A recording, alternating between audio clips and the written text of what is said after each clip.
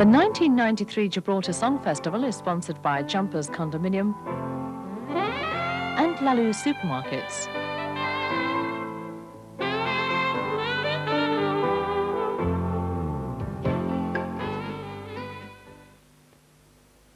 Jumpers Condominium, a unique way of life.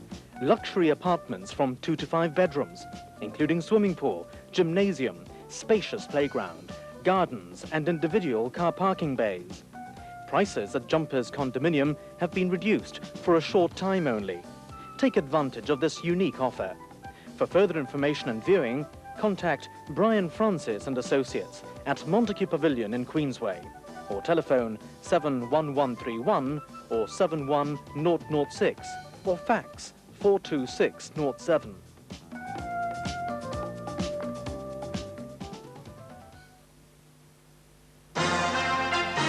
Lalou's Supermarket in the heart of the city and open from 6 a.m. to 1 a.m. daily. Freshly baked French rolls and the best in the range of supermarket products. Friendly staff and the best value shopping at times that suit you, day or night. Shop at Lalou's, simply the best.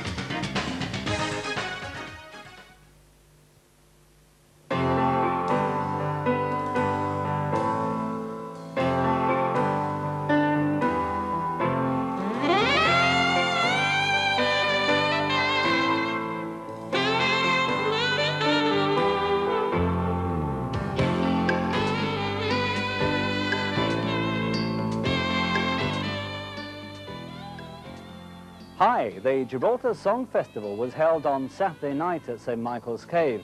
I understand it was a full house on the night and 12 songs competed for that not-to-be-snubbed-at prize of £6,000.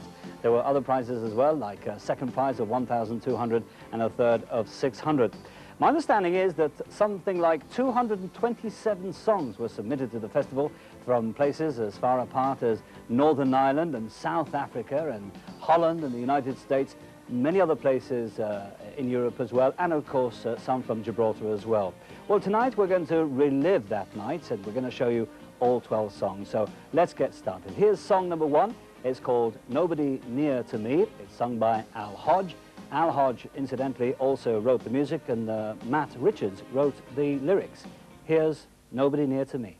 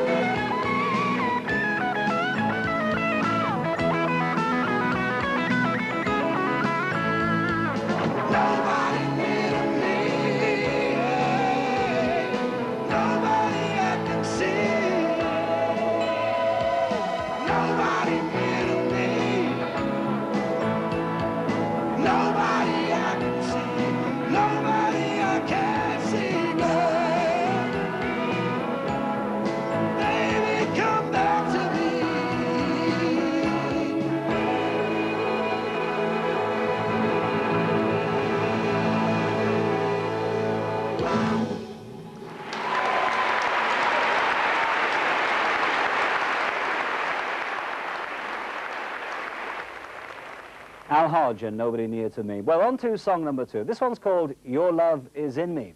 It's sung by a lady who's been here before, and her name is Dana Gillespie. She's not just the singer, but she's the composer and lyricist as well. Here's Dana Gillespie and her song.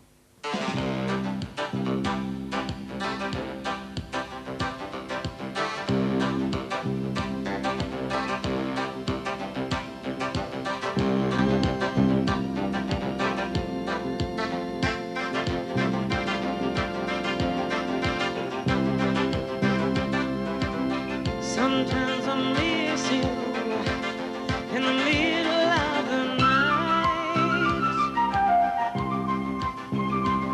and I can't sleep, darling. I keep tossing and turning, and I put on the lights. Then I see the picture you gave me.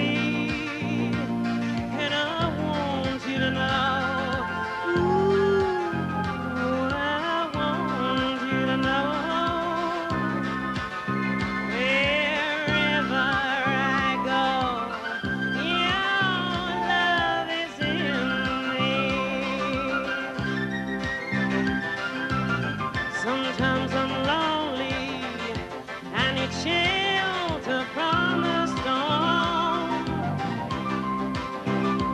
and I can't sleep, darling. I keep wishing and hoping that your arms would keep me warm. Then I see the picture you gave to me.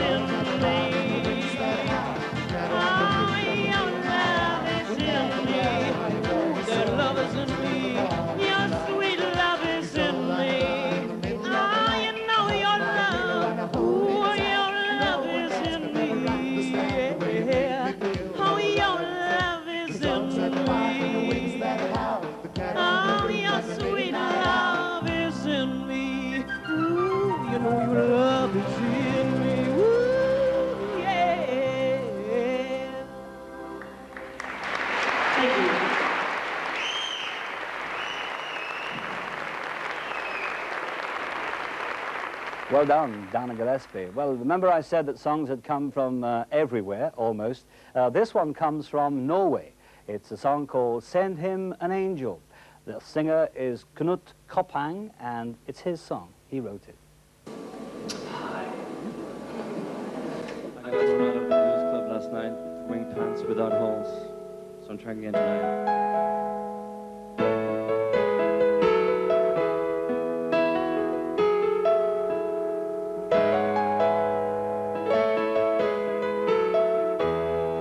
I saw him clenched to the bar,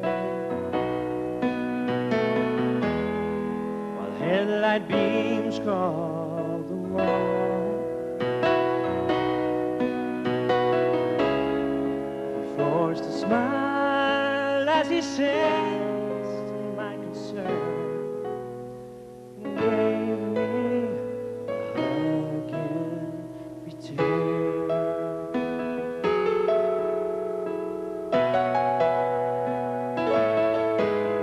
He said, I got a story to tell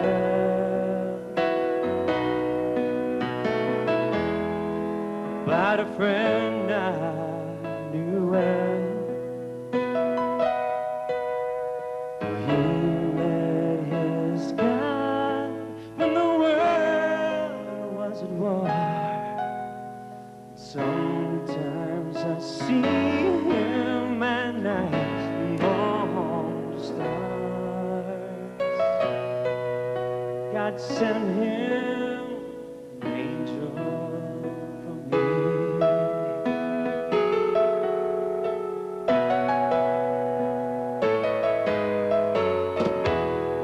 I walked him home and said goodbye.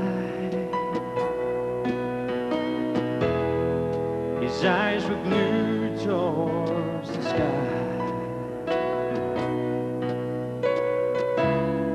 I heard him mumble as he searched for his key. God sent him an angel from me. Sent him an angel from me. Send him an angel from me. The moon in his eyes made me see. God sent him an angel from me.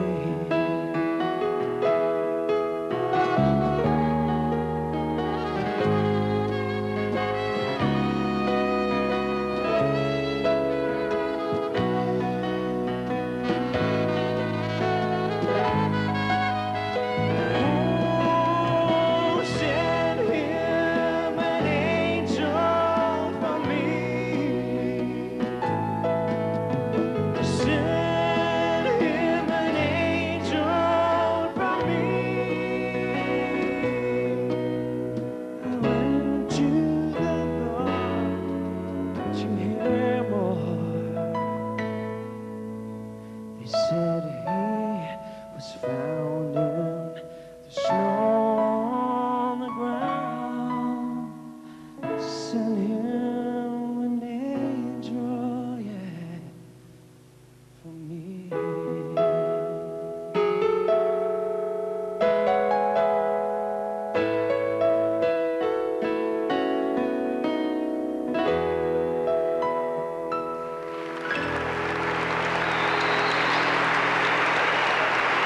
Thank you very much.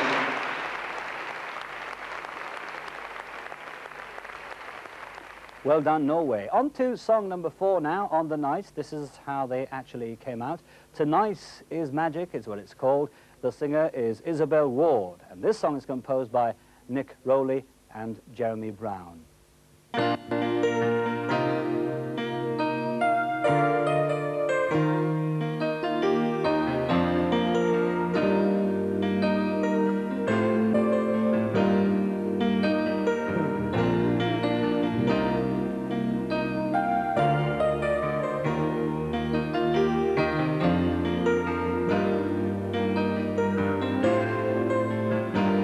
Tonight is magic.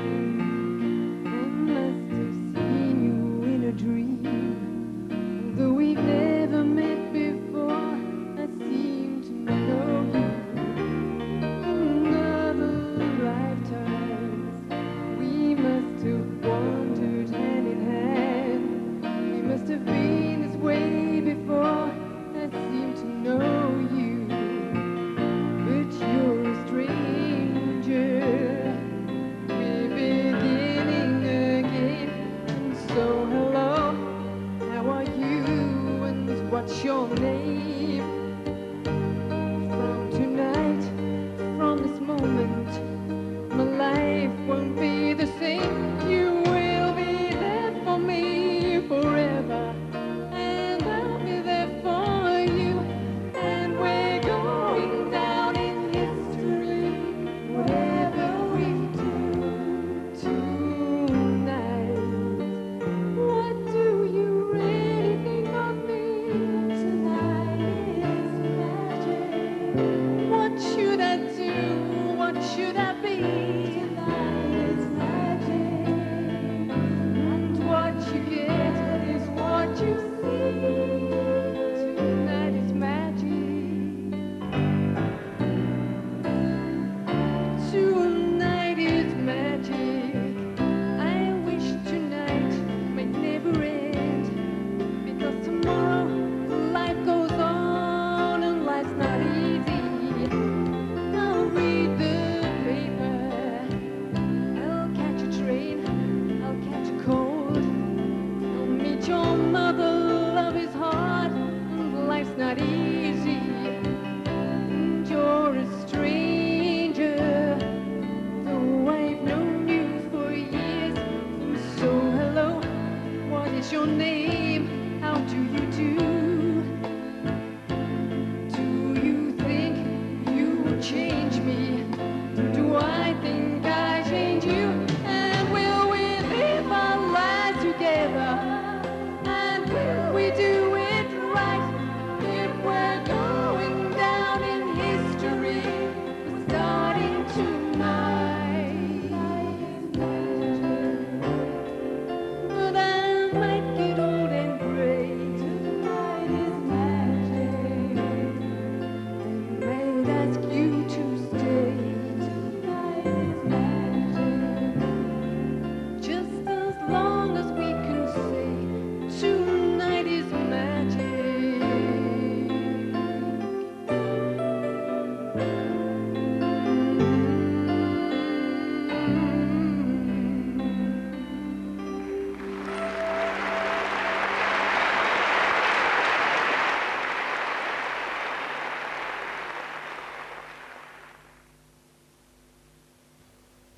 Jumpers Condominium, a unique way of life.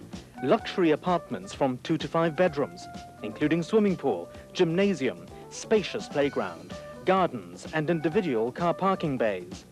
Prices at Jumpers Condominium have been reduced for a short time only. Take advantage of this unique offer. For further information and viewing, contact Brian Francis and Associates at Montague Pavilion in Queensway, or telephone 71131 or 71006, or fax 42607.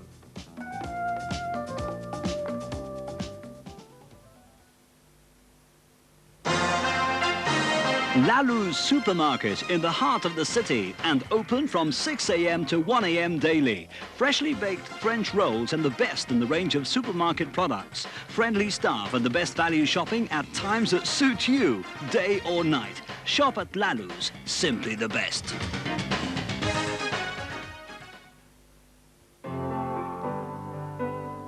The 1993 Gibraltar Song Festival is sponsored by Jumpers Condominium and Lalou Supermarkets.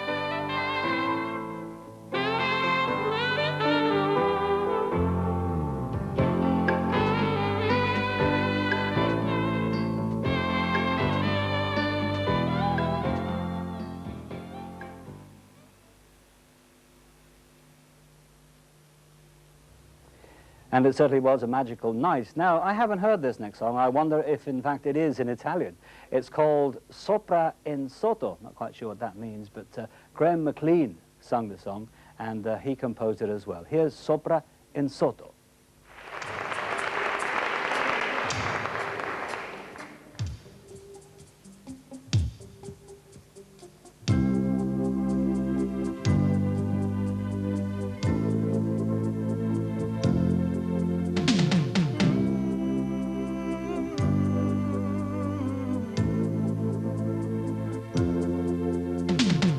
Crossing boundaries, we're knocking down walls. Man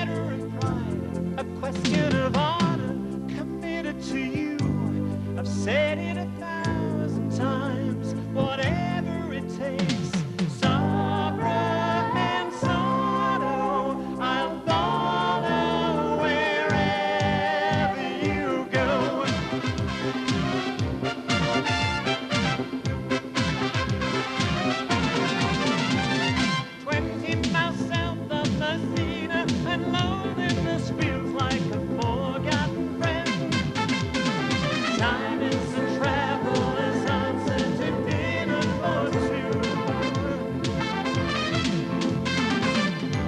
You found the way to my heart, came shining through. What does it matter who have or who haven't? It's always the same in the end. Cross the boundaries, we're knocking down walls. A matter of pride, a question of honor, committed to you. I've said it 1,000 times, whatever it takes. Sunrise, sorrow, I'll follow wherever you go.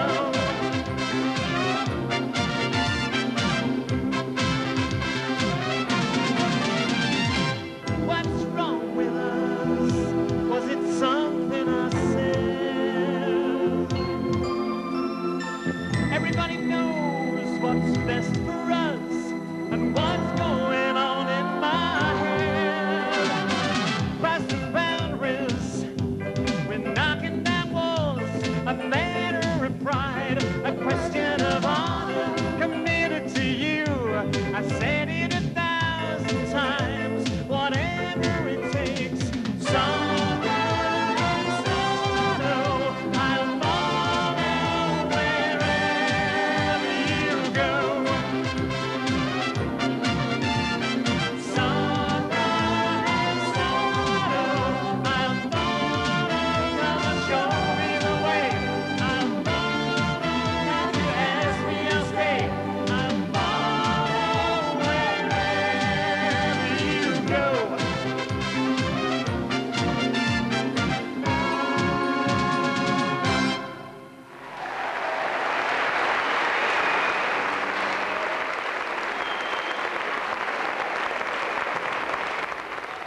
Sopra en Sotto. Now on to a local song. This one's called Give Me a Chance. It was sung by John Victor, who of course is no stranger to song festivals and to the local music scene anyway. And when I talk about strangers to the local music scene, of course I don't mean William Gomez and Hector Cortés either, because they wrote the song.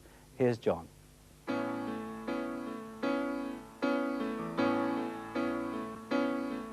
I can hear your footsteps getting near as I reach for the light. I can almost hear you breathing in the echo of the night. When I dream of you, I feel the fire running through my veins. When I hold your body close to mine, you always fade away. When I wake up in the mornings, all I have are memories of a love that isn't real, but then again seems real to me. Only you can make this fantasy turn to reality. Lead the way tonight and I'll be yours eternally. Give me a chance, give me the chance, 'cause I want to be the one. Only for once, give me the chance, 'cause I want to be a man. Give me a chance, give me the chance, 'cause I want to be the one. Only for once, give me the chance, 'cause I want to be a man. I refuse to think that one day you may visit me no more. All I think of is the image of you walking through my door. I can sadly say that it's a game that only lovers play. I'll step into this world of yours if you show me the way. Can I just for once unlock the door that opens up your heart? I will be the happiest man alive, although we're far apart. It's a sad romance for people who have never held their hands. Hope to see you soon again, if only at a glance. Give me a chance, give me the chance, 'cause I want to be the one.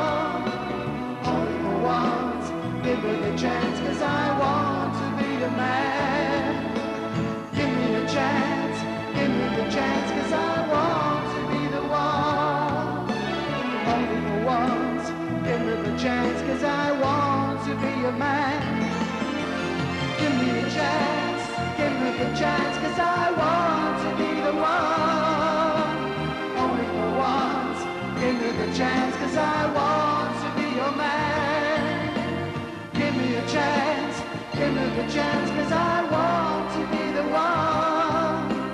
Only for once, give me the chance, 'cause I want to be your man.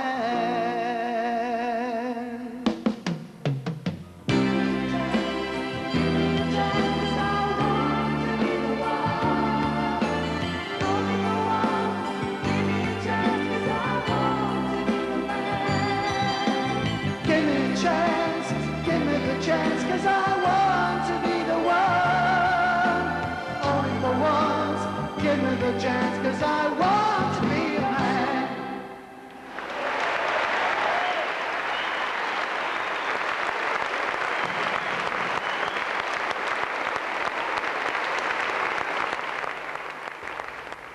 Give Me a Chance is the song there sung by John Victor. And one thing that I did forget to mention was that the lyricist of the song was Giles Ramirez.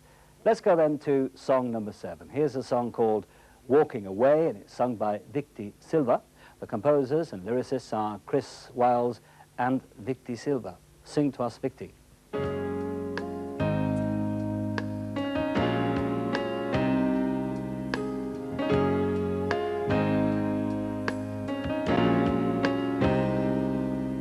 You hurt me once too often to keep on coming back. But these consist of lying eyes and rats on the attack. You hurt me once too often to hold you in regard. Good days are hanging by a thread. At night I try too hard, and I can't see the future while you're standing in the light. You won't get a second chance this time. No, this time. Walking away, taking control of my life. Walking away, so I'm alone in the night. Walking away, and I don't know what's right, but I tried every way, and I know I can't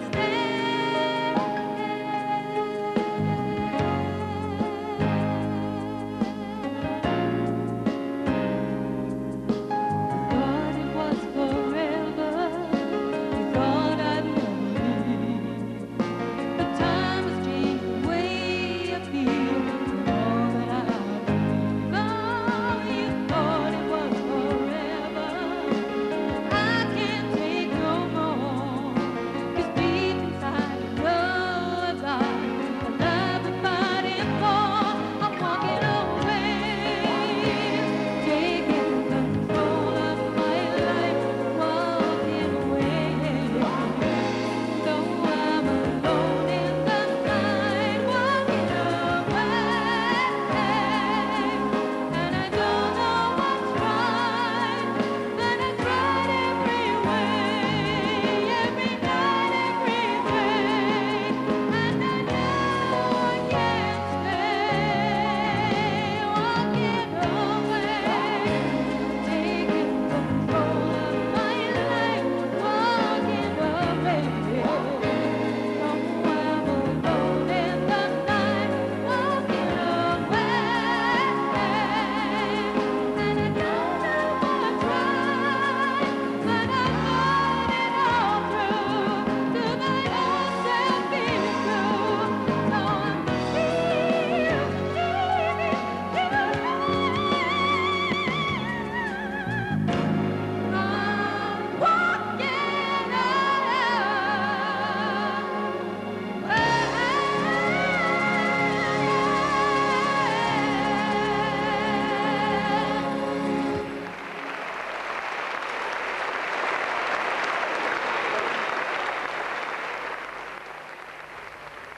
A song called Walking Away by Victi Silva. Well, how's it going so far? Enjoying it? We move now to song number 8. It's a song called No Doubt About It. It's sung by Katie Nuril, and this song's written by Victor Stratton, Tony Ryan, and Paul Dickinson.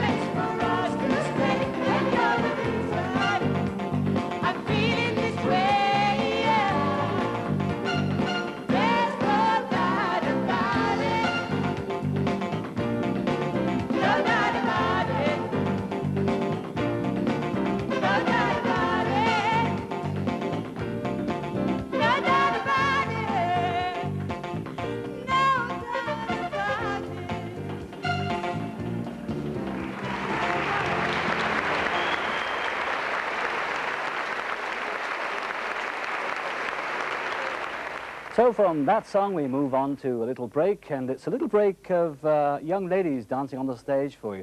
They've become quite popular in certain places on the Rock over the past few months. They've been doing quite a bit of work, and here they are.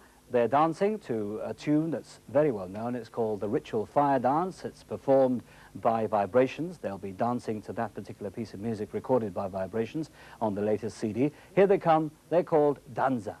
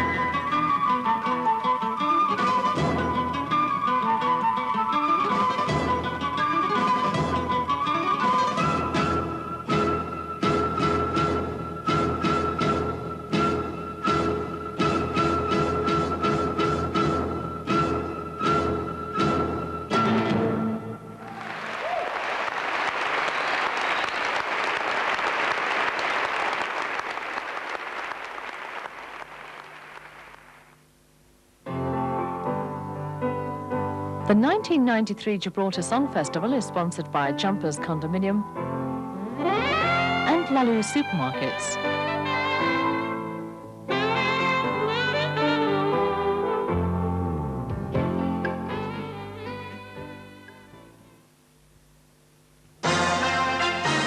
Laloo's supermarket in the heart of the city and open from 6 a.m. to 1 a.m. daily. Freshly baked French rolls and the best in the range of supermarket products. Friendly staff and the best value shopping at times that suit you, day or night. Shop at Laloo's, simply the best.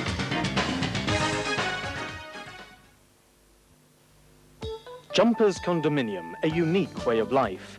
Luxury apartments from 2 to 5 bedrooms, including swimming pool, gymnasium, spacious playground, gardens and individual car parking bays. Prices at Jumpers Condominium have been reduced for a short time only. Take advantage of this unique offer. For further information and viewing, contact Brian Francis and Associates at Montague Pavilion in Queensway, or telephone 71131 or 71006, or fax 42607.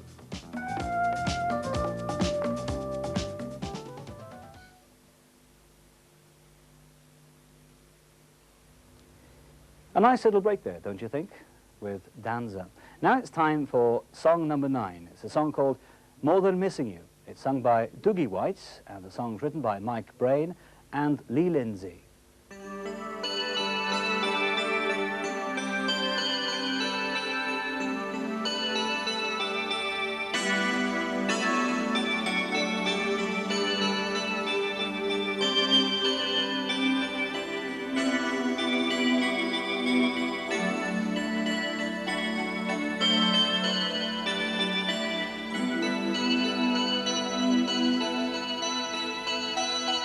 Just another daydream, just another heartbeat.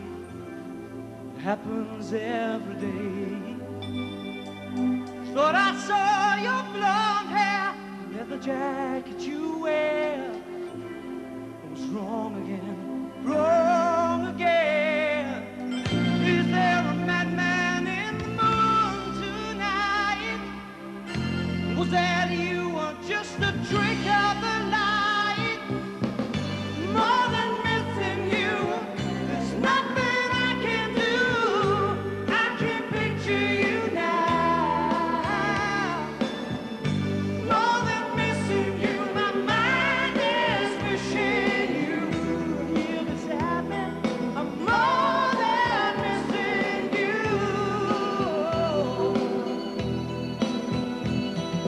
Sleeping in the same bed, can't forget what we had. Baby, you were the best. We were more than lovers, more about each other. Forget about all the rest. Is there a madman in the moon tonight? Was that you or just a trick of the light? More than missing you, there's nothing I can do. I can picture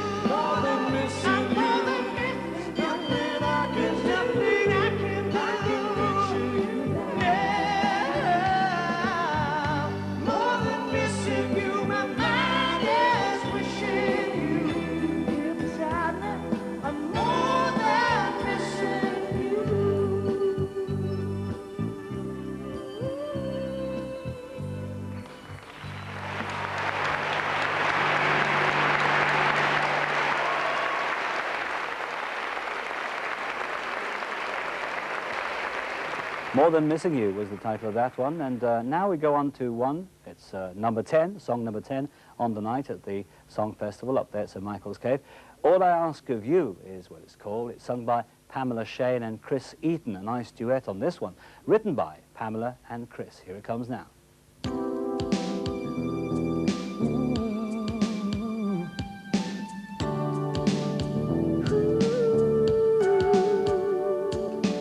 All I ask of you, all I ask of you,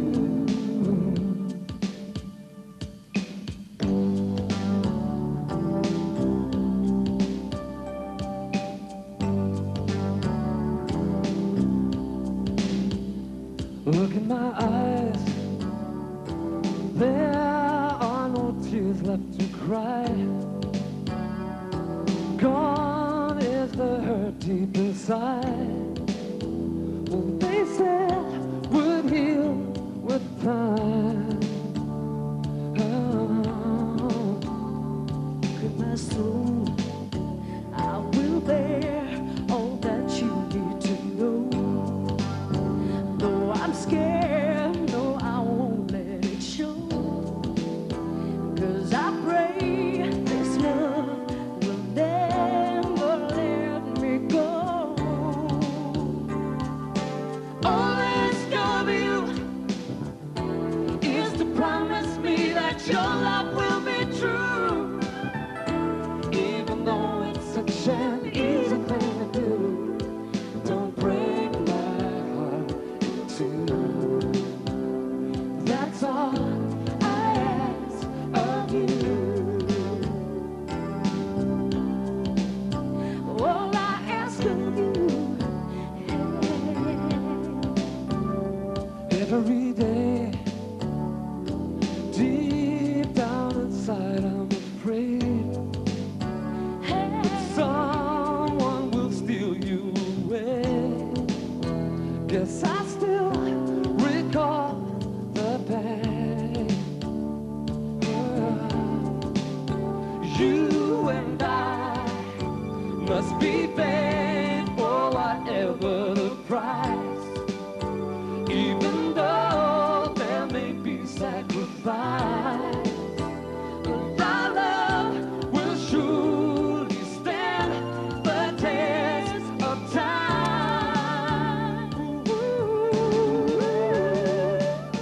All I ask of you is to promise me that your love will be true.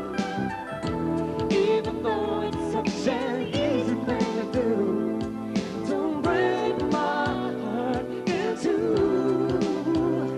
That's all I ask of you. Oh, high up in the sky is a star that shines. Oh, just for you and you know it burns so bright,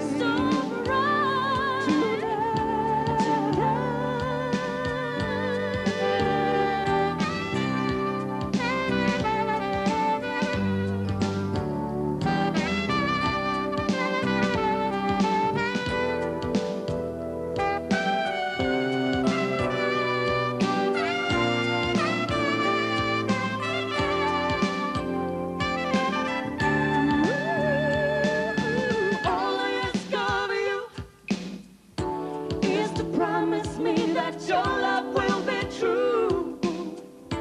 Even though it's such an easy thing to do, don't break my heart in two.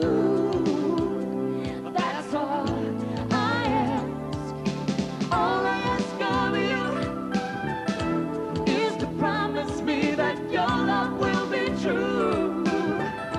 Even though it's such an easy thing to do, don't break my heart in two. That's all I ask of you.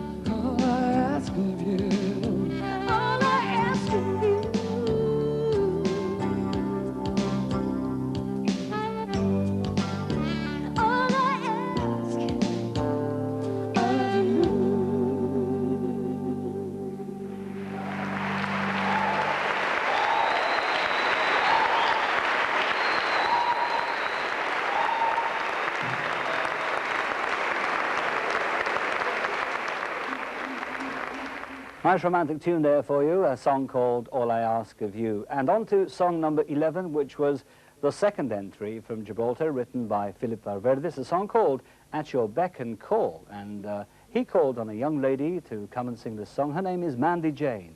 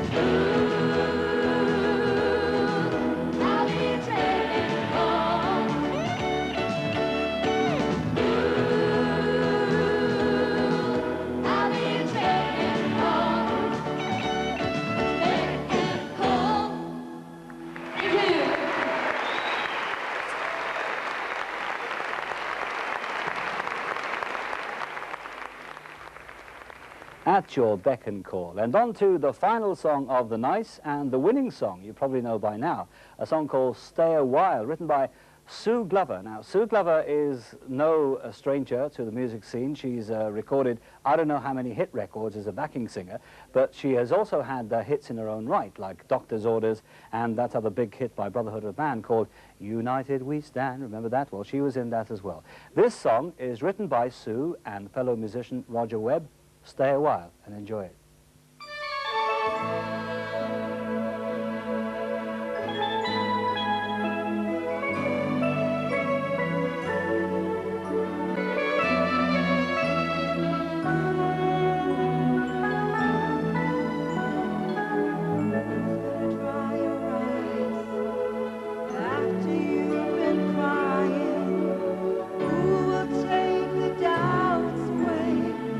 Make it all seem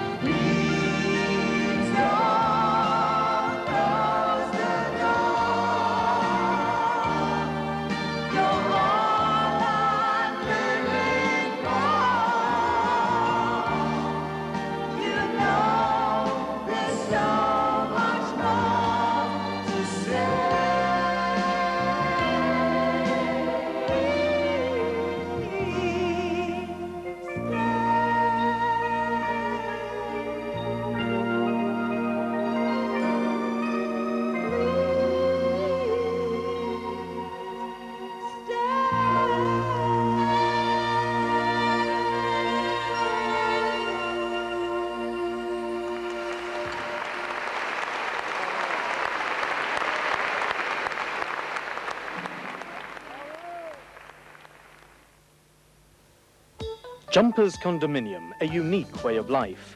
Luxury apartments from 2 to 5 bedrooms, including swimming pool, gymnasium, spacious playground, gardens and individual car parking bays. Prices at Jumpers Condominium have been reduced for a short time only. Take advantage of this unique offer. For further information and viewing, contact Brian Francis and Associates at Montague Pavilion in Queensway, or telephone 71131 or 71006, or fax 42607.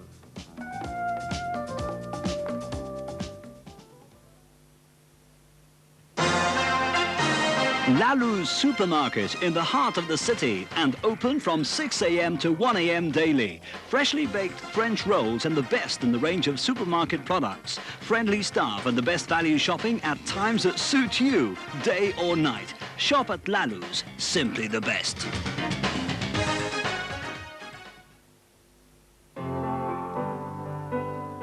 The 1993 Gibraltar Song Festival is sponsored by Jumpers Condominium and Lalou Supermarkets.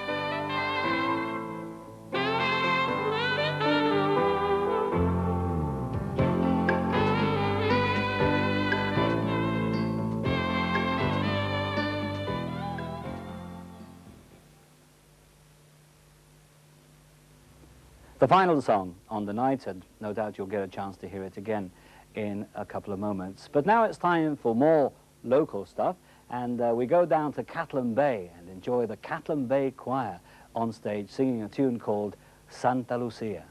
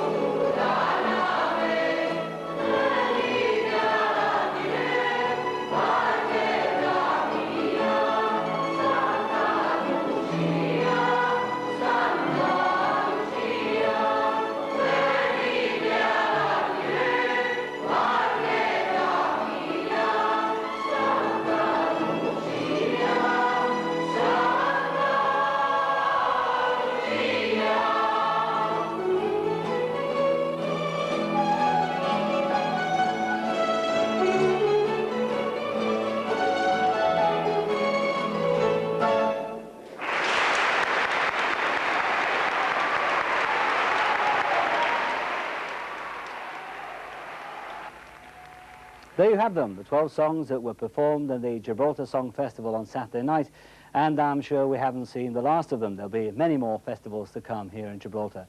But now the presentation of prizes. The Minister for Culture and Youth Affairs, amongst other things, Joe Moss, presents the prizes to the 3 winners, and I leave you in the capable hands of the presenter on the night, Peter Canessa. In third place, prize of £600, song number 3, Send Him an Angel, composer and lyricist, Knut Koppang.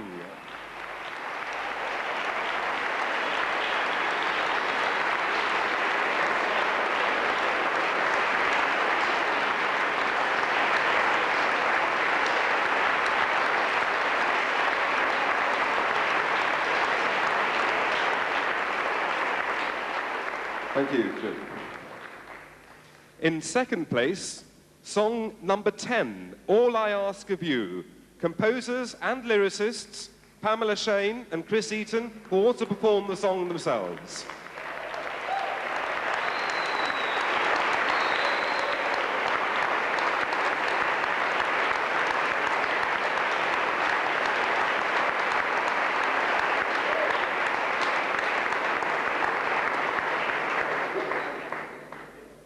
Thank you. And the winner of tonight's festival, song number 12, Stay a While. Composer and lyricists, Sue Glover and Roger Webb, song sung by Sue Glover.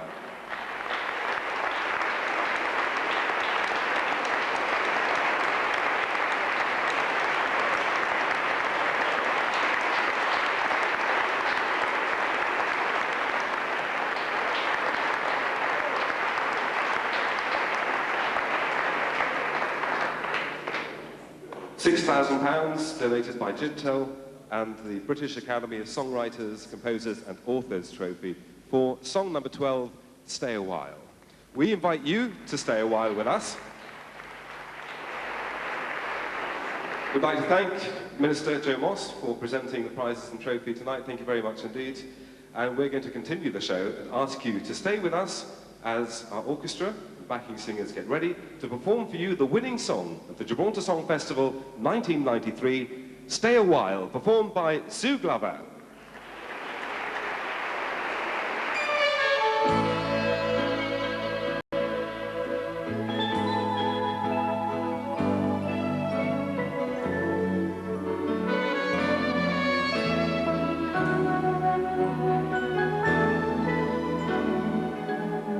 Who's gonna dry your eyes after you've been crying? Who will take the doubts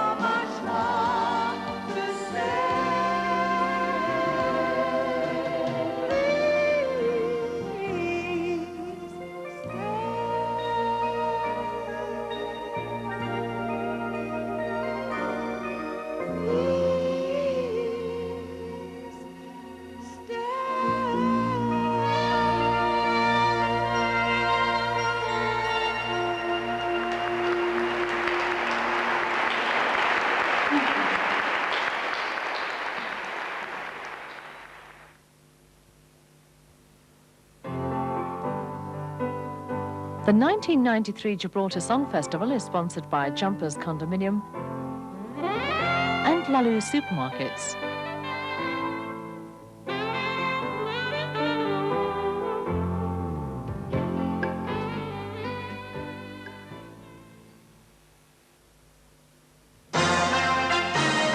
Laloo's Supermarket in the heart of the city and open from 6 a.m. to 1 a.m. daily. Freshly baked French rolls and the best in the range of supermarket products. Friendly staff and the best value shopping at times that suit you, day or night. Shop at Laloo's, simply the best.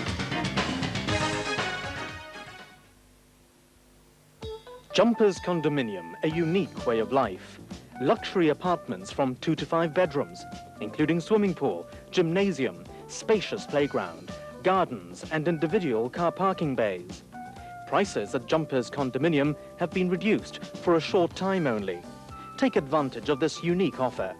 For further information and viewing, contact Brian Francis and Associates at Montague Pavilion in Queensway, or telephone 71131 or 71006, or fax 42607.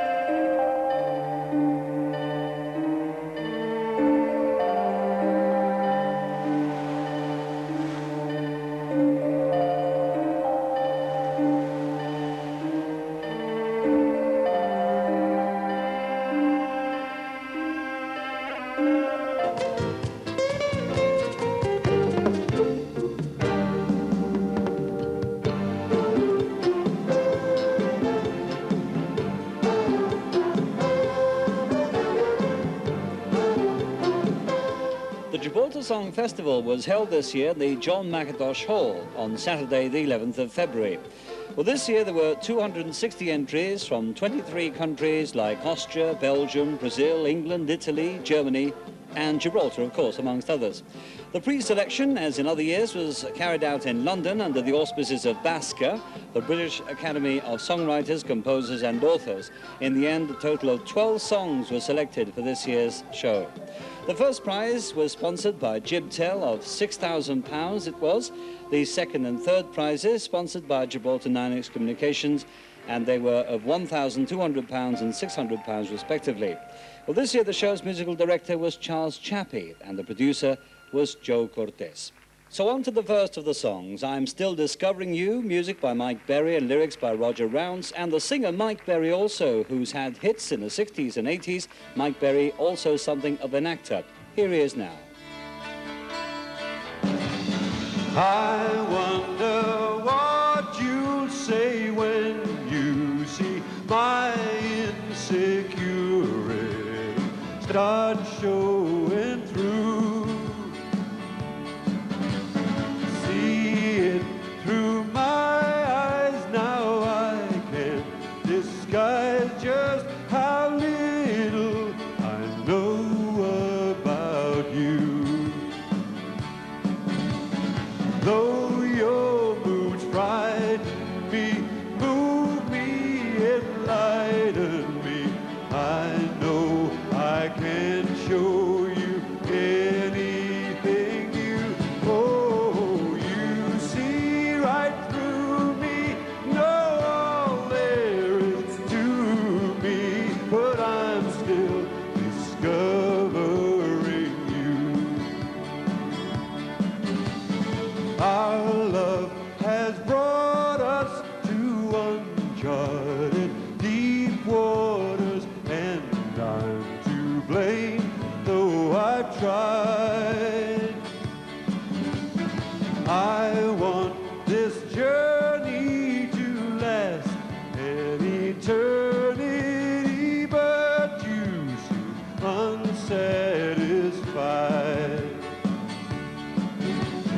I've no real excuses, but maybe the truth is you show me sights only seen by a few. Oh, you see right through me, know all there is to me, but I'm still discovering you.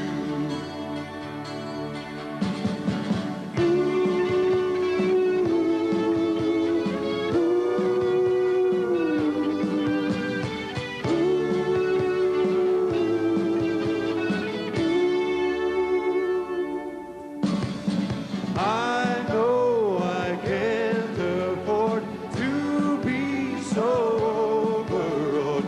I'll do things you never thought I could do.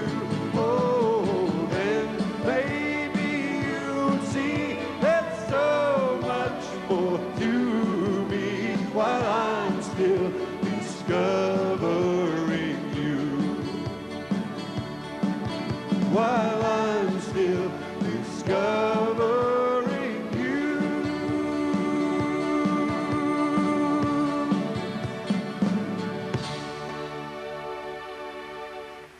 Yes, indeed, quite a nice song there by Mike Berry. It got 71.2 points, and a song called I'm Still Discovering You.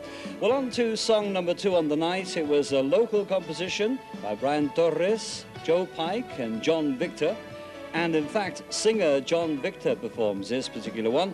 And this song came third with 84.4 points and received £600. It comes in very nicely, of course. So here's a well-known face. It's John Victor and this local composition, a song called I Know.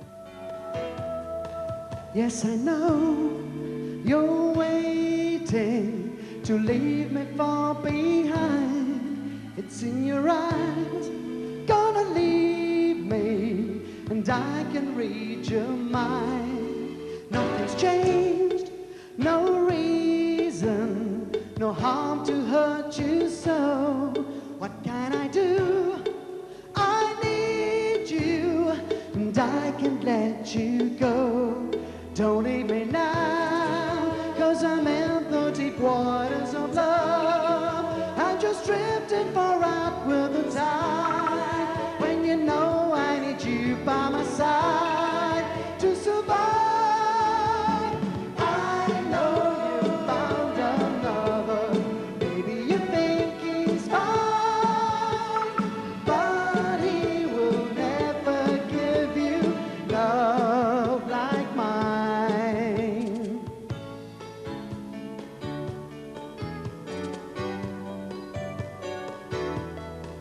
By the door, your suitcase standing there alone.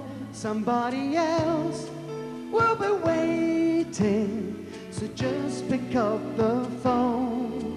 You tell him it's all over.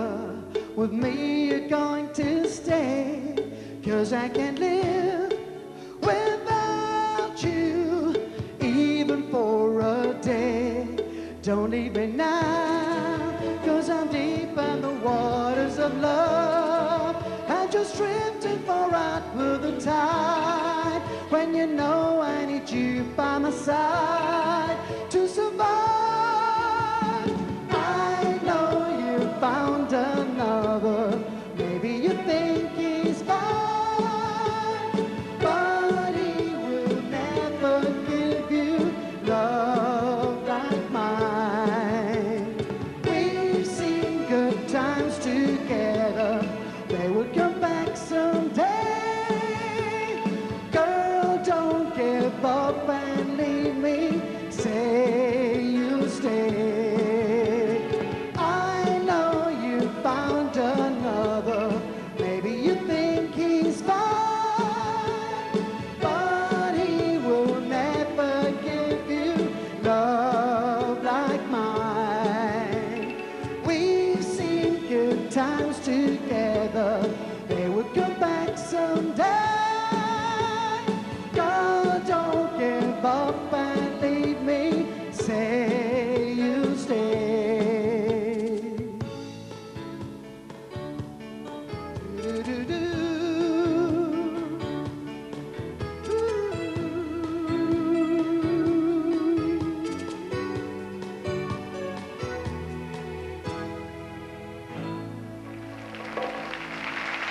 That's John Victor with I Know, and I'm sure that you know that John has one of the best singing voices on the rock. So moving on to song number 3 now. It's a song called If I Love You Once Again, written by William Sharp and Roger Odell. Female singer this time, a nice one too, Emma Chance. They won the second prize of £1,200. Here's Emma. Don't get close to me. Can you keep away? I can trust my heart when you're near. Please don't look at me. I won't say a word. Just a silent thought you shouldn't hear. If I love you once again, we're here forever. If I love you once again, we're here to stay. And we'll both pretend the door won't open anymore. And I'll never ever let you go away. As I sit in a dream, time is standing still. I'll be staying here, watching you. I don't understand what's come over me, but I know what this leads me to. If I love you once again, we're here forever. If I love you once again, we're here to stay. If we both could run and hide.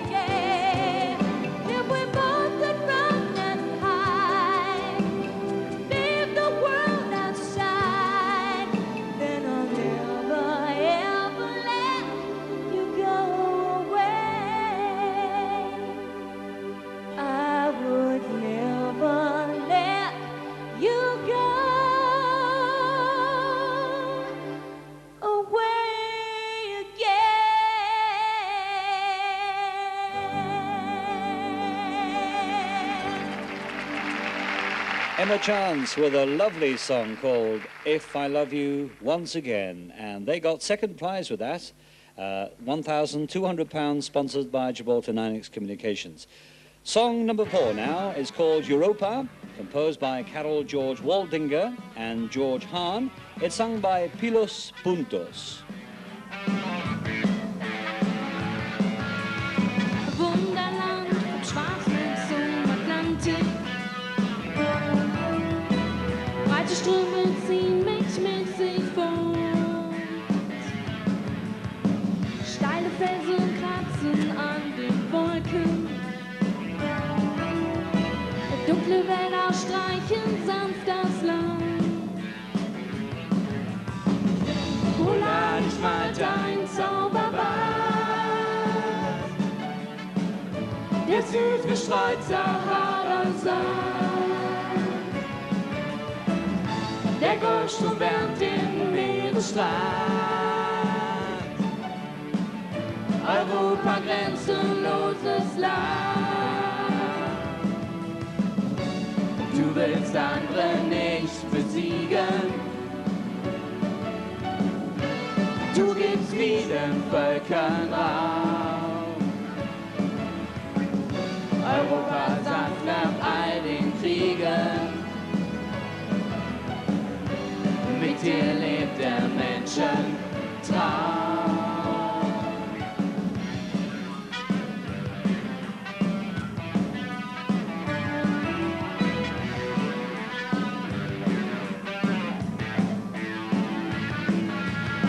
Schnelle Züge fliegen mit der Sonne.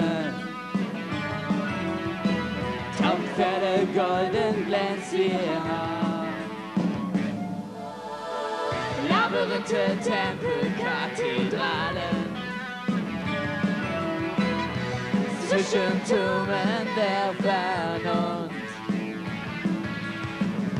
Wo lad ich mal dein Zauberband?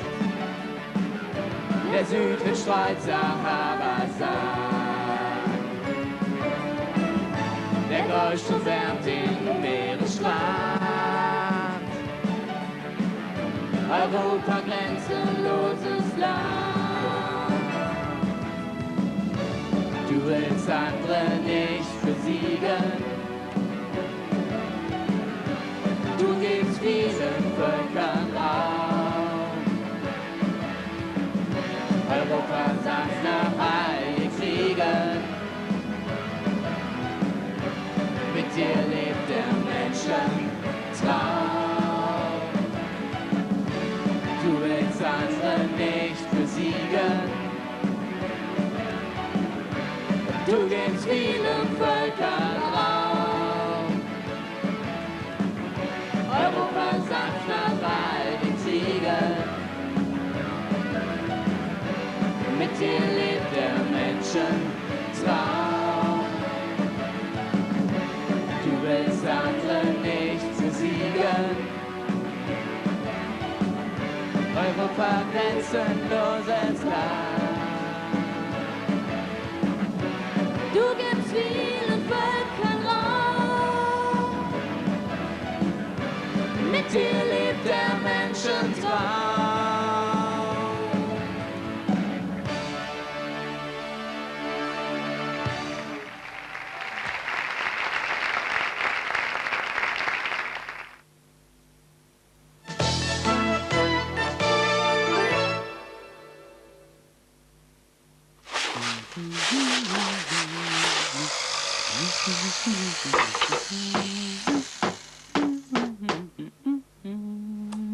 Do it yourself with home care.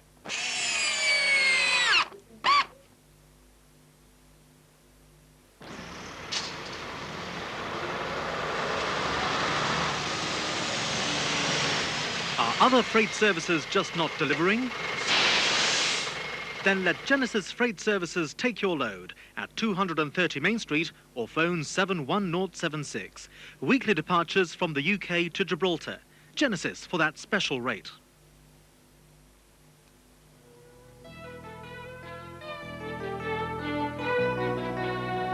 Gibraltar Telecom International continues its drive to bring advanced telecommunications to its customers in Gibraltar. Their latest initiative makes available to the community a mobile cellular digital telephone network that puts the advanced technology of portable handsets at your disposal. Like all their products, GibTel offers the highest quality and service. You can rely on Gibraltar Telecom International. Your communications are their business. If what you need is professional service, affordable premiums, protection for your home, business, vehicle and your family, contact Masbro Insurance Brokers for your free quotation. Abecassis Gonzalez for all types of floor covering and the very best in pine furniture at really affordable prices. Abecassis Gonzalez of Siddermill Lane for solid pine and durable flooring.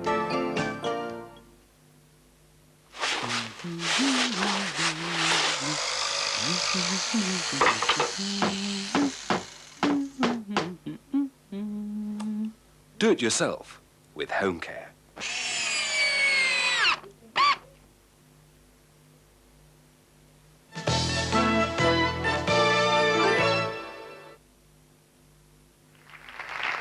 The songs of the Gibraltar Song Festival, performed at the John Macdosh Hall a couple of Saturdays ago. Song number 5 now, it's called It's Still You, written by Stephen Marwick and performed by Victi Silva. I still get that feeling when you knock on my door and hold me like you've done 1,000 times before. And I still get the tingle at the mention of your name. The touch of your hand still does the same. I'm still in love with you after all that we've been through. Nothing's gonna change the way I feel. It's still you who turns my light on when the darkness doesn't end. It's still you I rely on as a lover and a friend. No one else can do the things you do at the end of the day. What more can I say? It's still you. It's you. We've had some tough times, like lovers often do. Times when I thought we wouldn't make it through. But something deep inside kept the flame alive. And now it's burning brighter than before. It's still you who turns my light on when the darkness doesn't end. It's still you I rely on as a lover and a friend. No one else can do the things you do at the end of the day. What more can I say? It's still you. It's still you. Every minute, every hour, it's still you who has the power of the laughter and the tears, even after all the years. It's still you who turns my light on when the darkness doesn't end. It's still you who I rely on as a lover and a friend. 'Cause no one else can do the things you do at the end of the day. What more can I say? It's still you.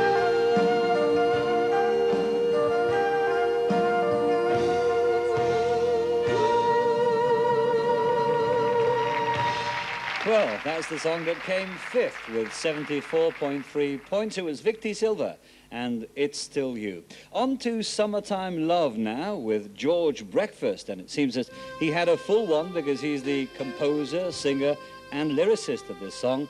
40 points for this one.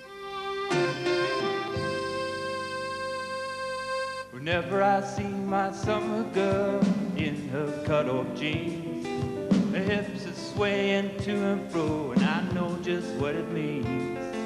I hear the mighty ocean roar, I'm in summertime love. It hits you like a meteor falling from above. You never felt this good before, you're cooling like a dove. Temperature begins to soar, you're in summertime love. Oh, my summertime love. Yes, it's you that I'm thinking of. Oh, my summertime love. There is plenty and we can't get enough. Order up an ice cream cone, hold it in our hands. We'll lick it and we'll smack our lips, walk along the sand, kissing at the water's edge, we'll make summertime love.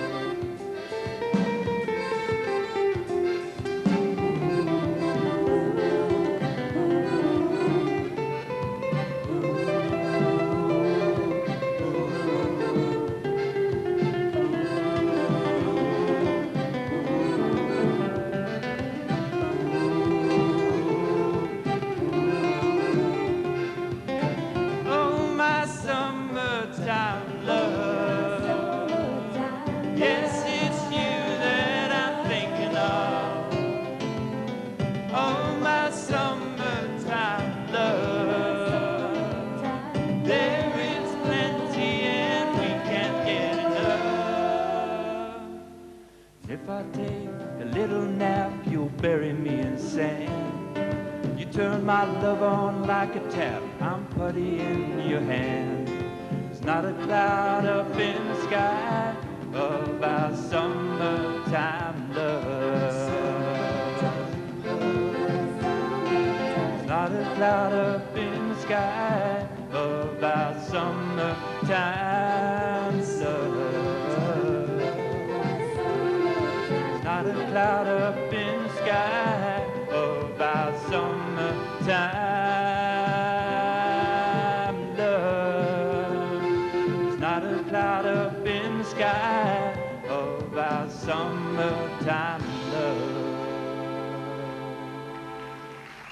There's a gentleman who is almost a one-man band, certainly as far as his songwriting talents go, and he sung the song as well. Summertime Love. That was George Breakfast. On to another local entry now. In fact, the song that came first. Remember it? It's Touch Me Now, music by Michael Martinez and Giles Ramirez, and lyrics by Giles Ramirez, sung by Giles and performed also by Andrea Martin. It's getting late now, I've gotta be on my way. Someone stays behind, but you've gotta be ready. You wave your hand in a way that can only mean goodbye. I know I gotta be strong, but I can't hold back the tears in my eyes. Touch me now before I go. I wanna feel you close to me. I may never see you anymore. Hold me now before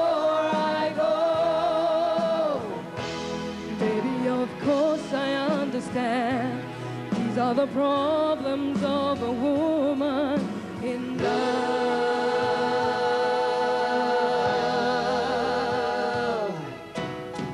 Someday we'll look back at this long, lonely road. I know the struggle is hard, but you gotta let go. See that smile on your face when I think of you at night. I close my eyes, I see you there, but I seem to be losing this fight. Touch me now before I go. I wanna feel you close to I may never see you anymore. Hold me now before I go. Baby, of course I understand. These are the problems of a man in love.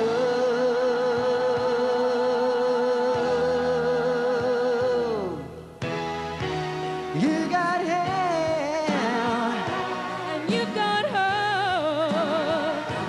do we have to say goodbye?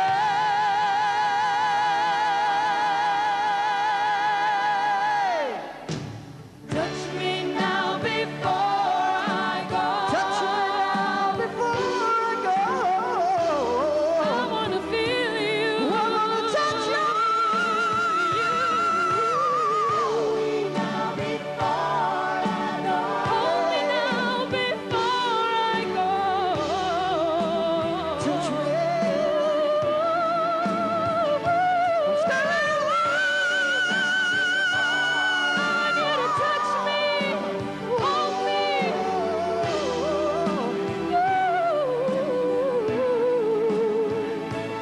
touch me now.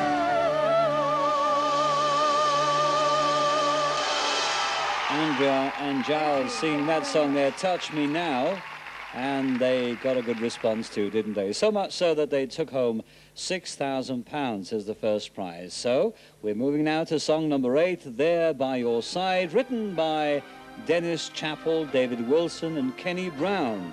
The singer on this one is Darren Wells.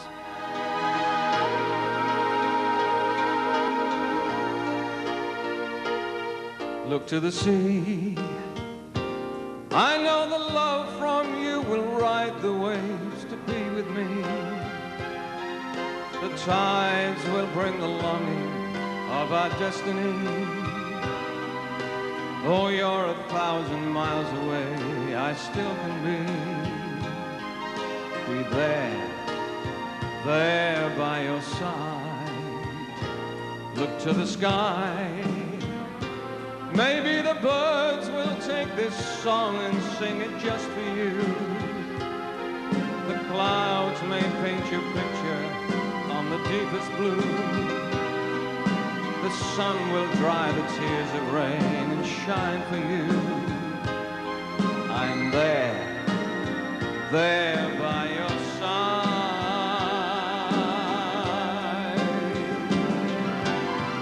I'm with you all the way.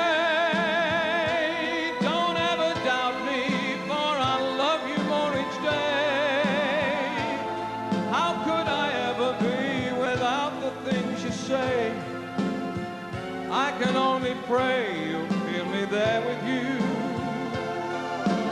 For it's true, I lie awake each night, recalling how your eyes would capture every light, how every kiss you gave made everything seem right. In my arms so tight, I'm always there with you, holding you. Look for the dawn. You'll hear the whispered sighs of love each morning brings to you. A kiss on every breeze is what I gave to you. I'll tell the shining stars to make your wish come true. I'm there by your side. I'm with you all the way. Don't ever doubt me, for I love you more each day.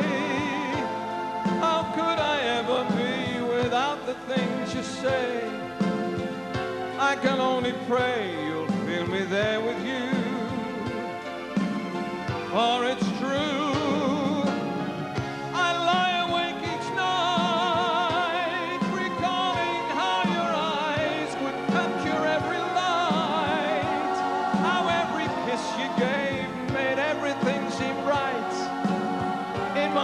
so tight, I'm always there with you, holding you, there by your side.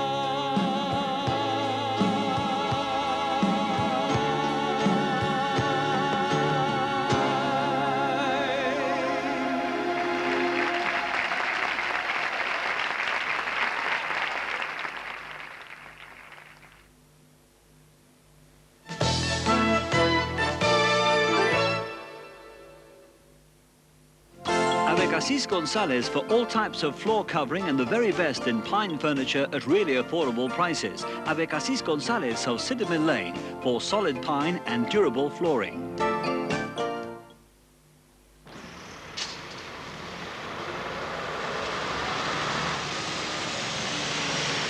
Are other freight services just not delivering? Then let Genesis Freight Services take your load at 230 Main Street or phone 71076. Weekly departures from the UK to Gibraltar. Genesis for that special rate.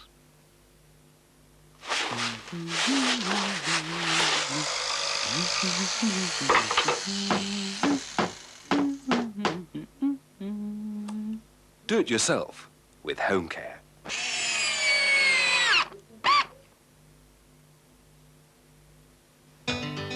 If you don't have a personal secretary 24 hours a day and you rely on answering machines for your telephone messages, the Ninex Business Voicemail is what you need today.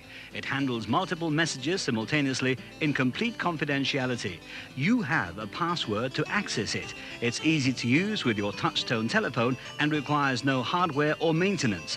Dial 155 at no cost and find out about the range of advanced features that the Business Voicemail can bring to your telephone and your business. Gibraltar Ninex Communications. We've got people talking.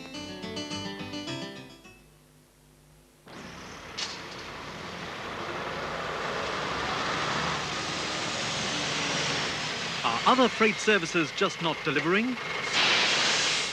Then let Genesis Freight Services take your load at 230 Main Street or phone 71076. Weekly departures from the UK to Gibraltar. Genesis for that special rate. Avec Assis Gonzalez for all types of floor covering and the very best in pine furniture at really affordable prices. Avec Assis Gonzalez of Citadel Lane for solid pine and durable flooring.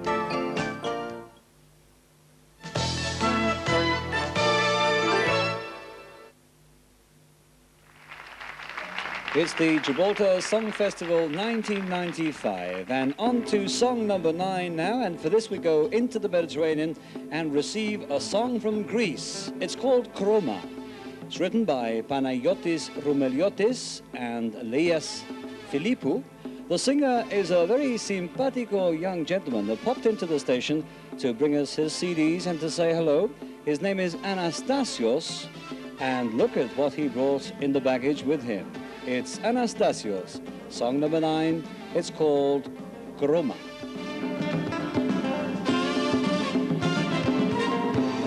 Χωρίς ελπίδα, πλοία χωρίς πηξίδα, όσα εσένα θυμίζουνε.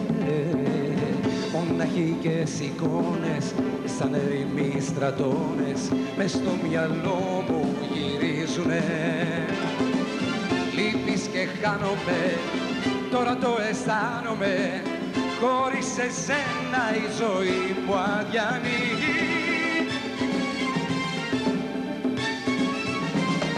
Χρώμα, η μοναξιά μου χρώμα, χρώμα, σαν γκρίζο του χειμώνα, συννεφιά και ερημιά, όσο ζεις μακριά. Χρώμα, η μοναξιά μου χρώμα, πόσο θα το αντέξω ακόμα, αν θα δεις, θα με δεις, μας βράδυ γιορτής.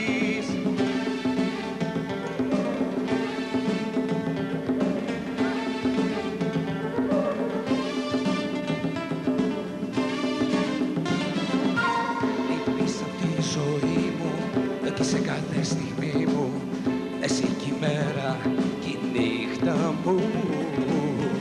Κι είναι ο καημός μου ένας, τίποτα και κανένας, που να γιατρεύει την πίκρα μου. Λείπεις και χάνομαι, τώρα το αισθάνομαι, χωρίς εσένα η ζωή μου αδιανή.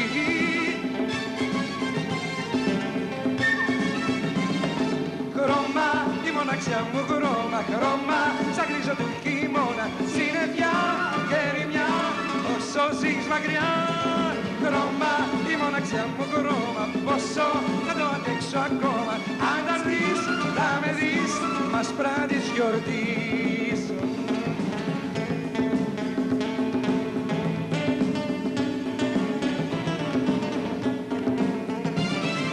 Χρώμα, η μοναξιά μου χρώμα, χρώμα, μέσω του χειμώνα. Συννεφιά και ερημιά, όσο ζεις μακριά. Χρώμα, η μοναξιά μου χρώμα, όσο να το αντέξω ακόμα. Αν τα ζεις, θα με δεις, άσπρα της γιορτής. Well choreographed. That's Anastasios and his beautiful Greek dancers with that song Chroma. Song number 10 is next. It's called Once in a Blue Moon. It's written by Dana Gillespie and also performed by Dana. It's a bluesy number and it goes like this.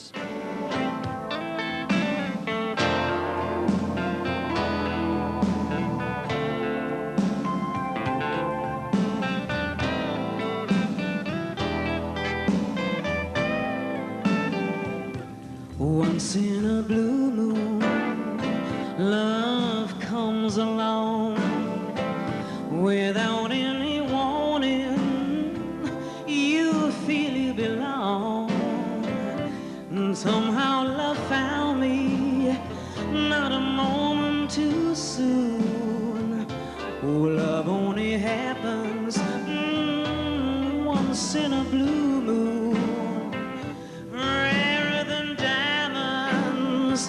And sweeter than wine. Oh, love is the hardest thing in this world to find. And once you have found love, don't go changing your tune.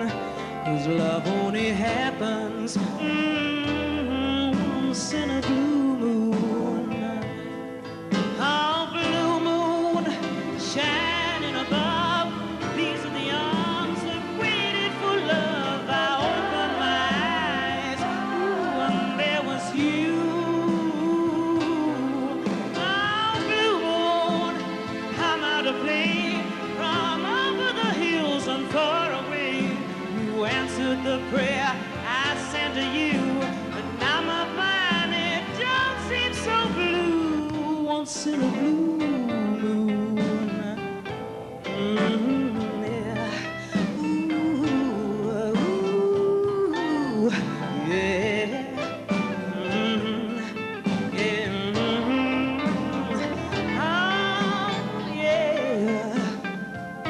Cause love only happens once in a blue moon. Well, blue moon, you're shining above. These are the arms that waited for love. I opened my eyes, and there was you.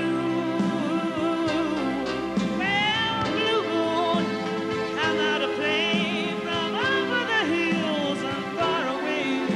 You answered the prayer I sent to you. Now my life, it just seems so blue. Once in a blue moon, love is shining on you. So take it with both hands. Ooh, don't let it slip through. It's like sipping nectar, ooh, from a silver spoon. 'Cause love only happens once in a blue moon. Oh, love only happens once in a blue moon. Love only happens, yeah, you know love only happens once in a blue moon. Love only happens in a blue moon. Ooh, yeah. Dana Gillespie with Once in a Blue Moon with 74 points at the Gibraltar Song Festival. Champagne for the Ladies is next. This one composed by Horst Kraus and Jürgen Triebel. And the singer on this occasion is Jürgen Triebel himself. Champagne for the Ladies, sounding a little bit like Jack Jones.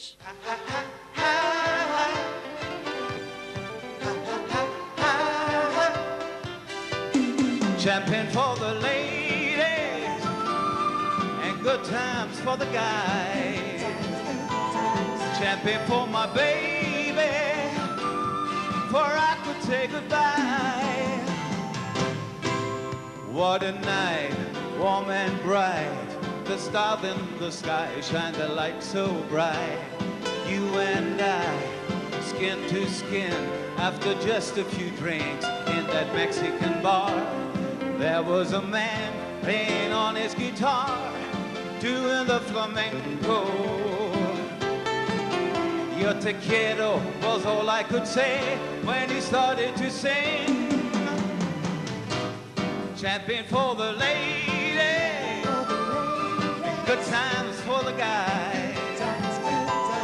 Champion for my baby, for I can say goodbye. Champion for the lady, good times for the guy. Champion for my baby, for I can say goodbye. I want you all to spend this night with me, and everything will be alright. So champagne for the ladies, and good times for the guys. Champagne for the ladies.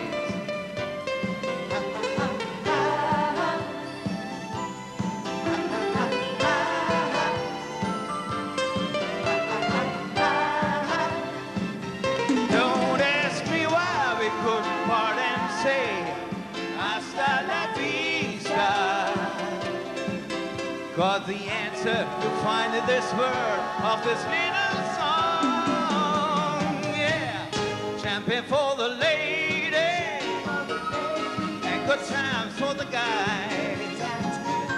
I'm champion for my baby, where I can say goodbye. Champion for the lady, and good times for the guy. Champion for my baby, where I can say goodbye. Champion for the lady, and good times for the guy. And champion for my baby, for I can say goodbye. Thank you. 74.1 points for Jürgen Triebel and Champagne for the ladies. And on to the final song of the evening. There were 12, as we mentioned. This is song number 12. It's ballad time, folks. It's called Forever Is Never Long Enough. Once again, one person responsible for everything. That is writing lyrics, writing the music, and singing the song as well. Here's Kevin Kibble. Baby, you're the one I want. Baby, you're the one I love, and nobody knows it. You tell me that I have to change. Oh, my love, I'd rearrange, waiting for another day that I don't really know. Baby, I'm looking for a love like yours. One of these days I'm gonna find you. The wind and the rain will erase all the pain. Forever is never long enough to hold you in my loving arms. Oh baby, I never can get enough. Never thought I'd believe all the reasons why you'd leave. Why don't you tell me? Baby, you're a waste of time. Loving you, it ain't no crime. I'm telling you on my mind that I don't really know. Baby, I'm looking for a love like yours. One of these days I'm gonna find you. The wind and the rain will erase all the pain. Forever is never long enough to hold you in my loving arms.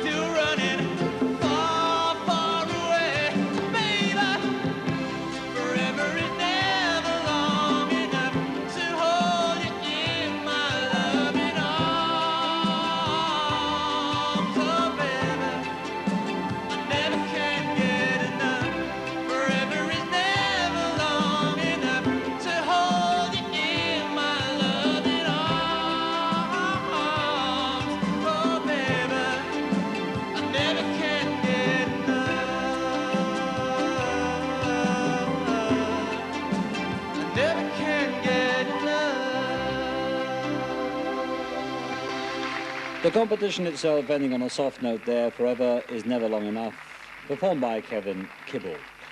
We must mention, of course, that the show was presented by Miss Gibraltar 1994, Melissa Verdiacke and Andy Coombe. And we capture the moments when the first prize is announced. The presentation of prizes is by Education Minister Joe Moss. Here's Andy. OK then, first prize of £6,000, sponsored by Jibtel Limited, and the Basker Trophy Award goes to...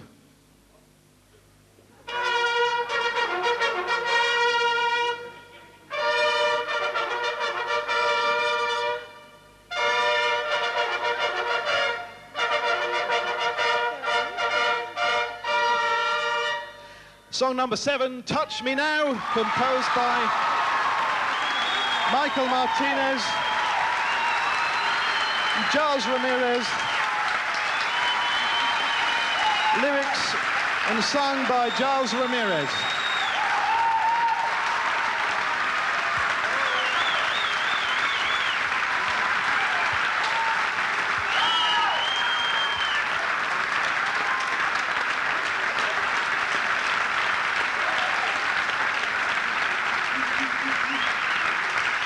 There we go. Congratulations. The Gibraltar Song Festival 1995 coming to an end there at the John Macdosh Hall. Of course, we look forward to next year. Now we leave you then with the winning song. It's called Touch Me Now. Here are Giles Ramirez and Andrea Martin. It's getting late now, I've gotta be on my way. Someone stays behind, but you've gotta be ready. You wave your hand in a way that can only mean goodbye. I know I gotta be strong, but I can't hold back the tears in my eyes. Touch me now before I go. I wanna feel you close to me. I may never see you anymore. Hold me now before I go. Baby, of course I understand. These are the problems of a woman in love.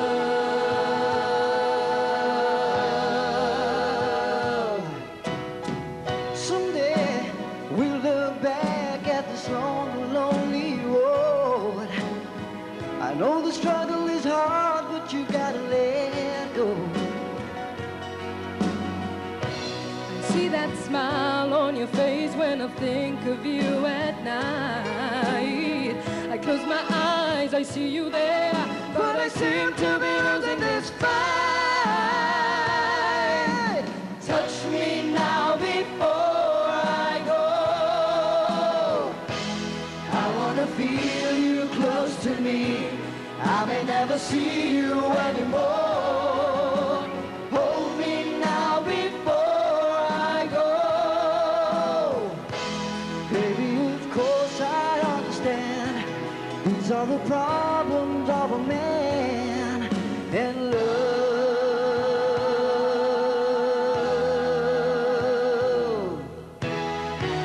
You got him, and you got her. Do we have to say goodbye?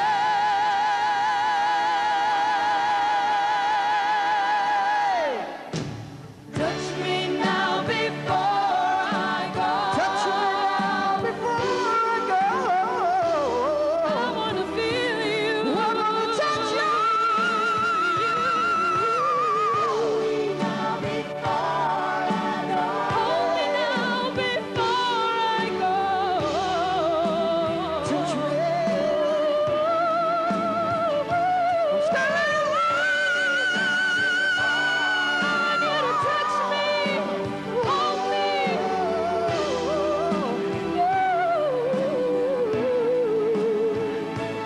Touch me now.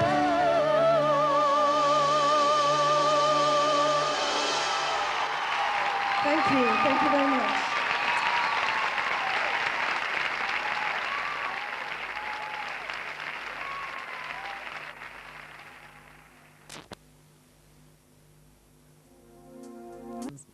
the correspondent.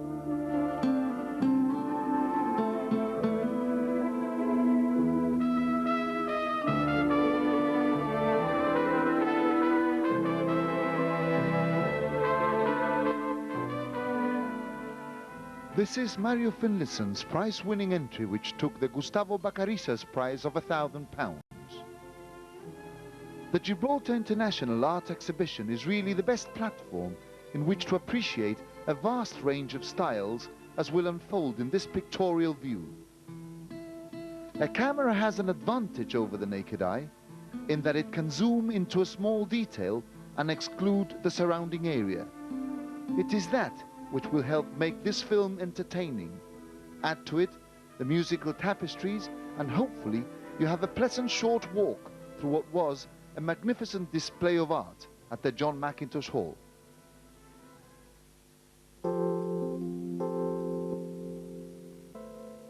In the foreground, one of 3 sculptures by Hector Carnero. We used it against the background of a highly commended painting by Adrian Cabedo, which we shall see shortly. Bronze catches the light very well, and we used it to some very good effect, as you shall see later in the program.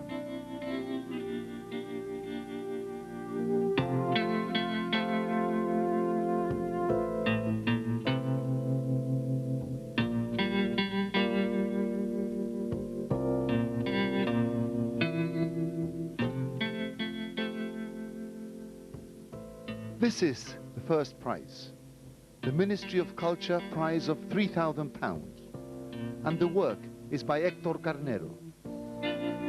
But in the conditions of entry, it now belongs to the Ministry of Culture, as indeed all past winners of the Gibraltar International Art Exhibition.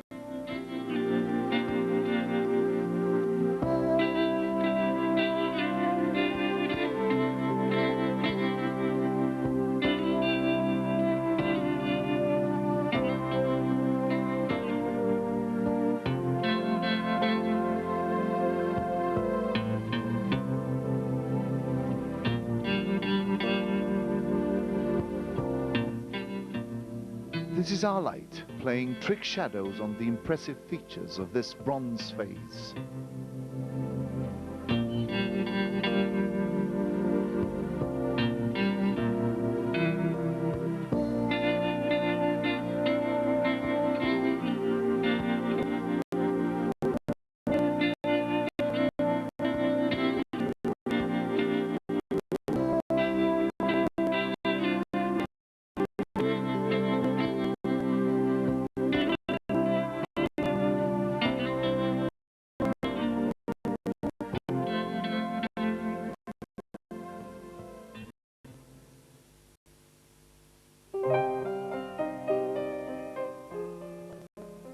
Now we come back for a closer look at Adrian Cabedo's highly commended work entitled Across the Guadiaro.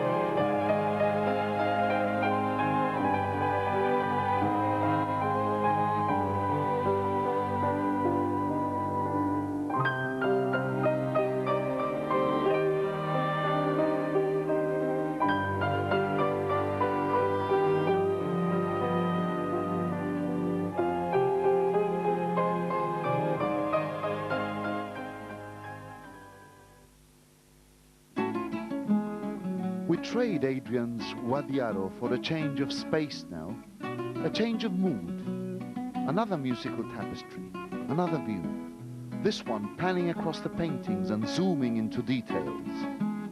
The freedom of the camera's view married to a structure of music and transitions into and out of paintings.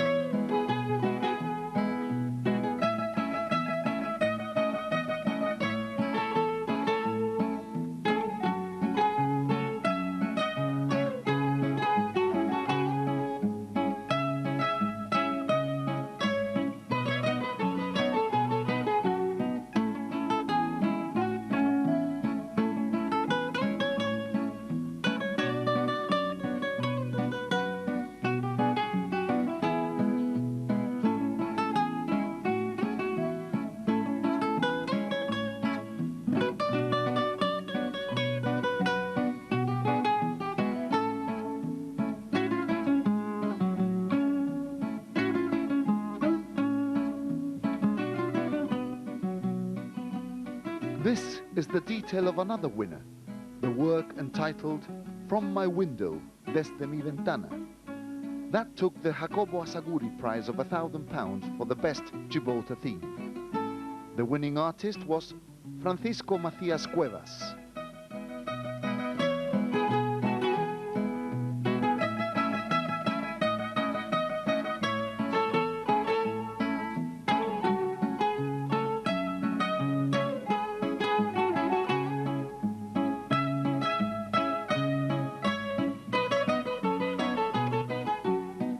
This still life by Glenda Lyons was highly commended.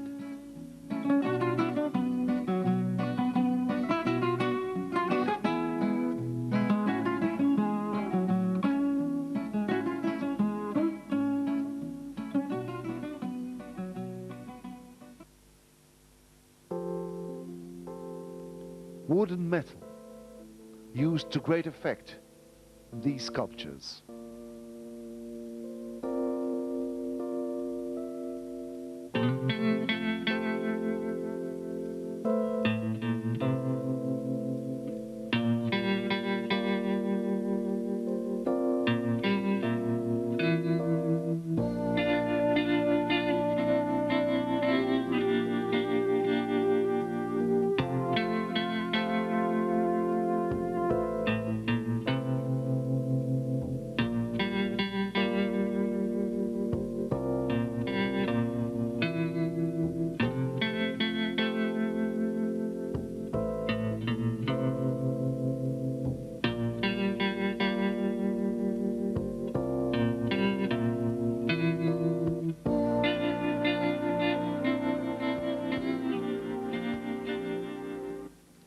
Time for quiet reflection, perhaps?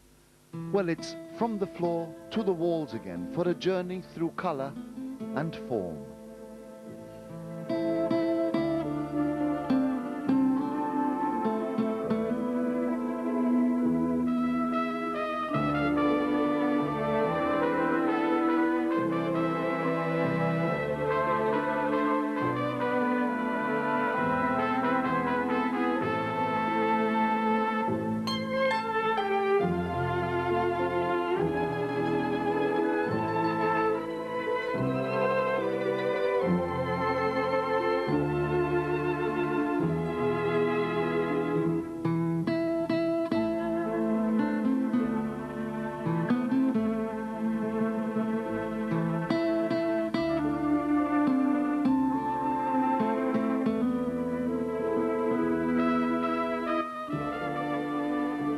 This is not just dissolving into a blur of color, it is also a detail about to be brought sharply into focus. The big picture, of course, is an orange grove.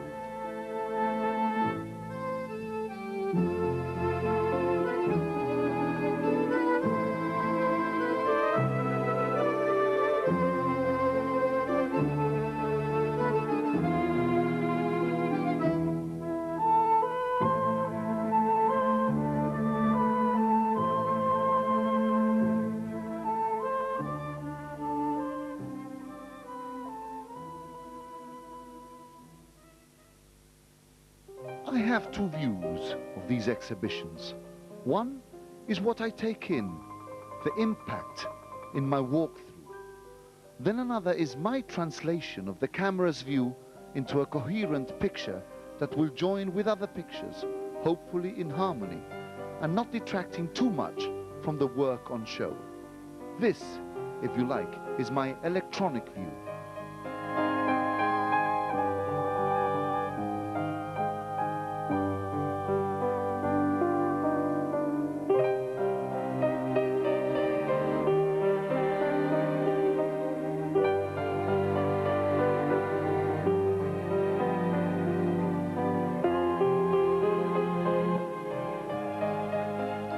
This is the Lenny Mifsud Sculpture Prize.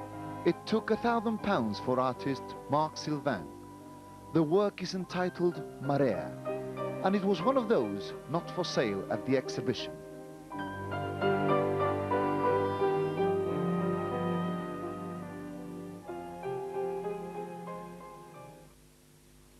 Artist and formerly designer for BBC television, Clive Lavagna, was highly commended for this striking work entitled Calle Real.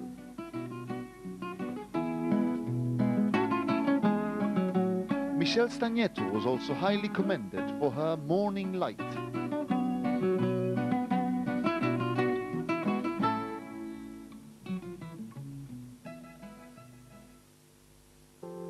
Pablo Fernández Pujol Algarín was highly commended for this work, appropriately called Arrascándose.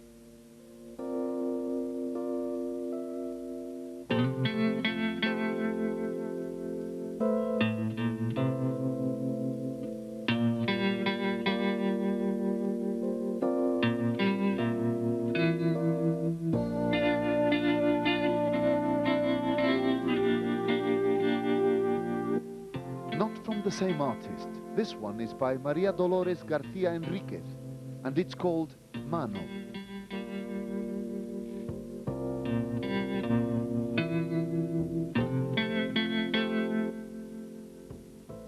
Back to bronze now.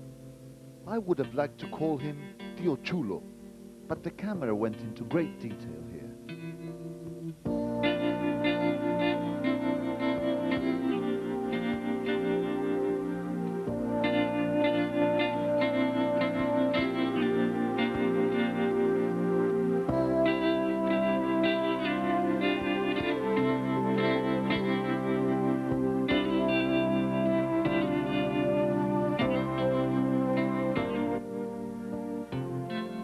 This elegant lady, looking very fishy indeed, is called Neptuna, and it's a piece by Pablo Díaz García.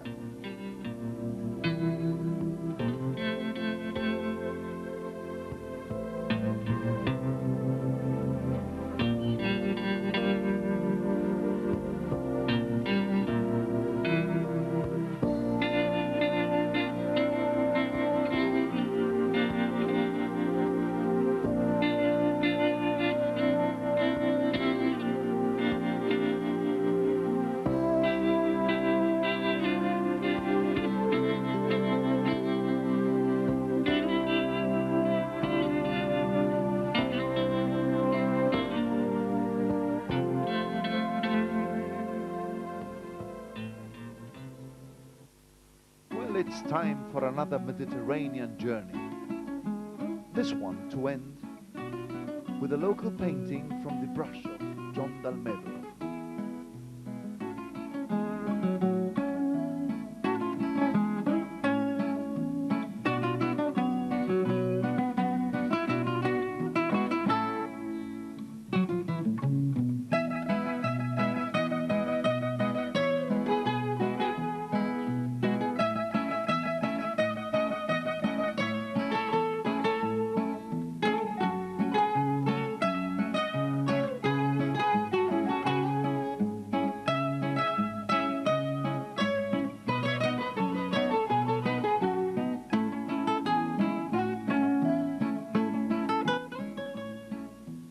This detail is from a Jennifer Waterhouse painting. It will zoom out and reveal Juan and Maria in their patio.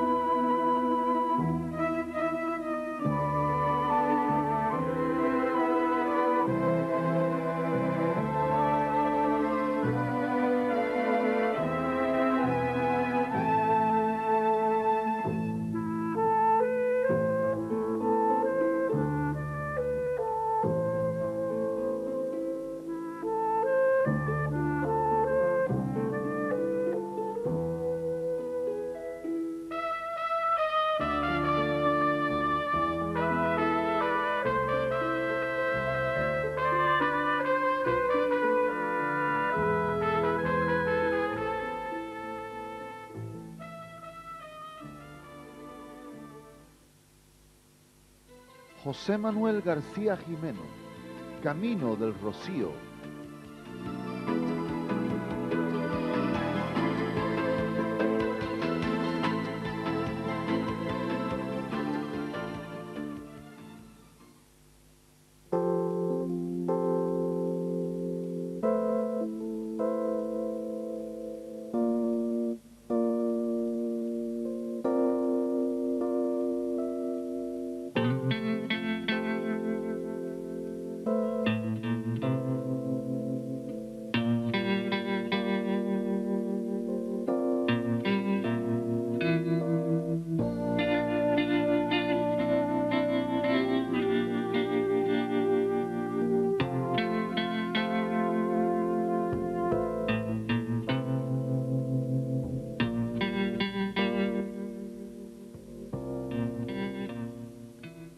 Well, our pictorial view is coming to an end.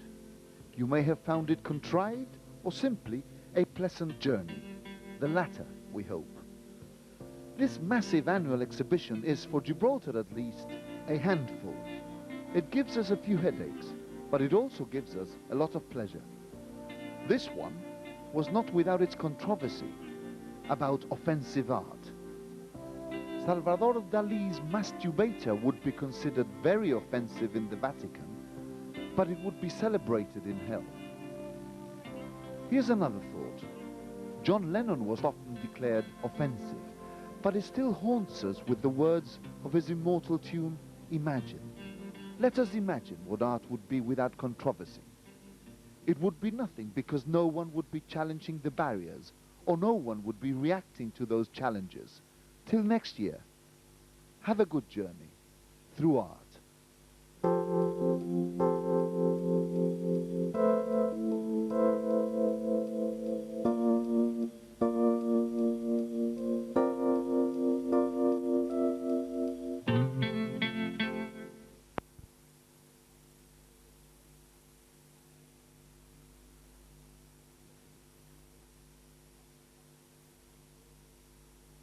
The last two people there from the audience, Home Secretary. Well, we are building houses in Manchester. One of the most exciting things that is taking place in Manchester at the moment is the City Challenge area in Hume, one of the worst parts of the inner city of Manchester, which I visited when I was Environment Secretary, and that is being totally transformed by very large sums of government money, and houses are being built in other parts of Manchester too. The questioner seemed to suggest that we shouldn't have built the stadiums at all. Well, if we hadn't done that, we wouldn't have had an Olympic bid. And I think it was right to put that money into those stadiums, as well as the money that we're putting into housing.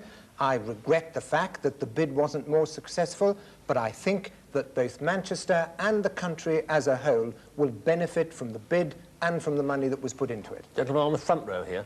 I agree with Alan Beath that we need to maintain the momentum derived from the first bid. I think perhaps we ought to bid again next time for 2004.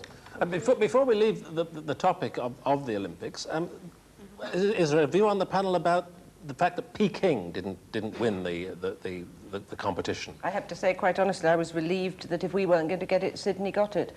It would have been a travesty if Beijing had got it after Tiananmen Square. So I have to say, in a negative fashion, I think it would have been obscene if they'd got it. Do you agree with that, Michael Howard? I do. I suspect that this is something on which we're all going to agree. Only tonight, it's the only one.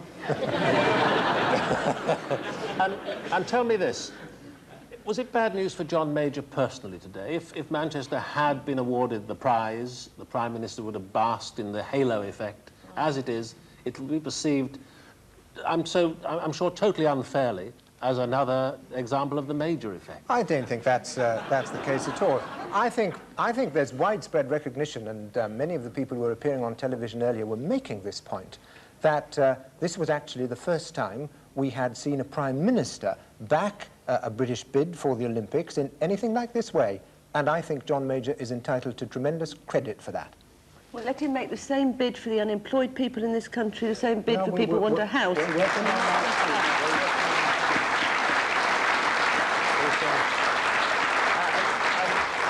Of course, there is the whole question of, we might have the last laugh, because if the Olympics had come here, presumably the Queen would have opened them. Are you confident that she will open them in Australia in the year 2000? That's a matter for her Australian ministers. OK, let's take another question. We'll take this one from Hilary Day, who's an Open University tutor counsellor. Good evening. Hilary. Does the panel think that the best way for the government to promote law and order in this country is for it persistently to alienate its police force? Well, Hilary may be referring not just to Sheehy, but to the new disciplinary system announced yesterday by Mr. Howard, under which many existing rights will be denied to officers on misconduct charges, including legal representation and the right to silence. Michael Howard. I have no desire whatever to alienate the police. I recognize the tremendous work which they do. I want to work with them. And what's perhaps even more important, I want the public to work with them. I want to build and develop a new partnership between the public and the police. But the police have to be brought up to date. Some of their procedures need modernizing. Amongst those procedures are the disciplinary procedures, which were far too cumbersome, which were not up to date.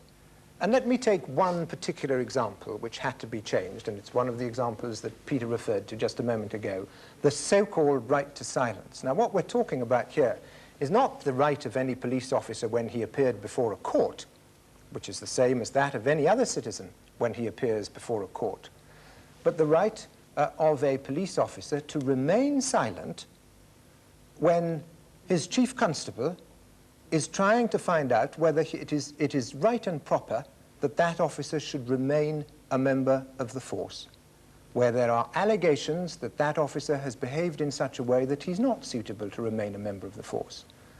Now, surely it can't be right in those circumstances and in such an investigation for that officer to remain silent. That's not something that happens anywhere else.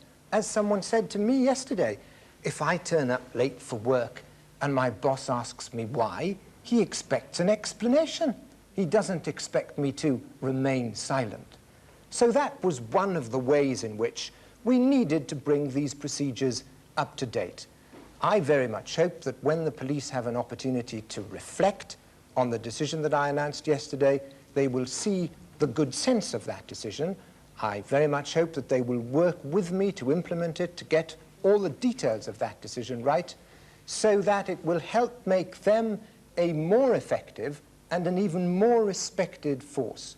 All the reforms on which I am engaged at the moment have one objective: to make the police more effective, to enable them to be more effective in fighting crime, and to do the things which every law-abiding citizen in this country wants them to do. Mo Mowlam. Well, the short answer to your question is I think he has alienated the police. It's very obvious that that's happened. And he can't sit there and say that the morale of the police force is important and the police have got to work in partnership with the public, when he'd actually been destroyed the will of the police to keep going. One of the main things in the public sector which the government doesn't understand, whether it's nurses, teachers or police, is part of it is a commitment to the job. He talks about partnership, he talks about listening, and then Michael Howard ends up by saying, work with me. Now, that ain't partnership, that ain't listening. That is Michael Howard, whether it be restructuring the police, whether it be pay, whether it be the Royal Commission or Runciman, or whether it be the discipline issue. It's not. It's diktat from the top that has happened all the time. Accountability is the other thing. They're centralising more of the police powers in Westminster and Whitehall and not decentralising. So all he's doing is not fighting crime. My God, we all want something to happen on the streets so we're not prisoners in our own home. And what he's doing is alienating the police, the very people that we expect to deal with that problem. And on the discipline point, I don't see why, in the middle of all the other aggro that you're having with the police, of course they need to be modernised, of course we want efficiency and quality, but when you've got the aggro that you're facing, then and you're going to a conference, you throw in discipline just to make them go completely over the top. I don't know why you did it. In terms of discipline within the police force, you're in consultation with them. They've got 2 more meetings with you, and then you kind of lob it in. If you're serious about listening, if you're serious about partnership, if you're serious about consultation, give them a chance to have a say. They know what the difficulties are, and what you're doing is making it impossible for them to do their job. On the discipline, why on earth aren't they treated like other employees on things like late for work, when it's something constitutional because they can lock people away, that then the procedures of discipline should be marginally different from the police. I don't see why you're intent on not dealing. You have an absolute ideal chance on a serious problem for this country, and what you're doing is cocking it up completely. Well, I'll come back to that in a moment. Alan Beath.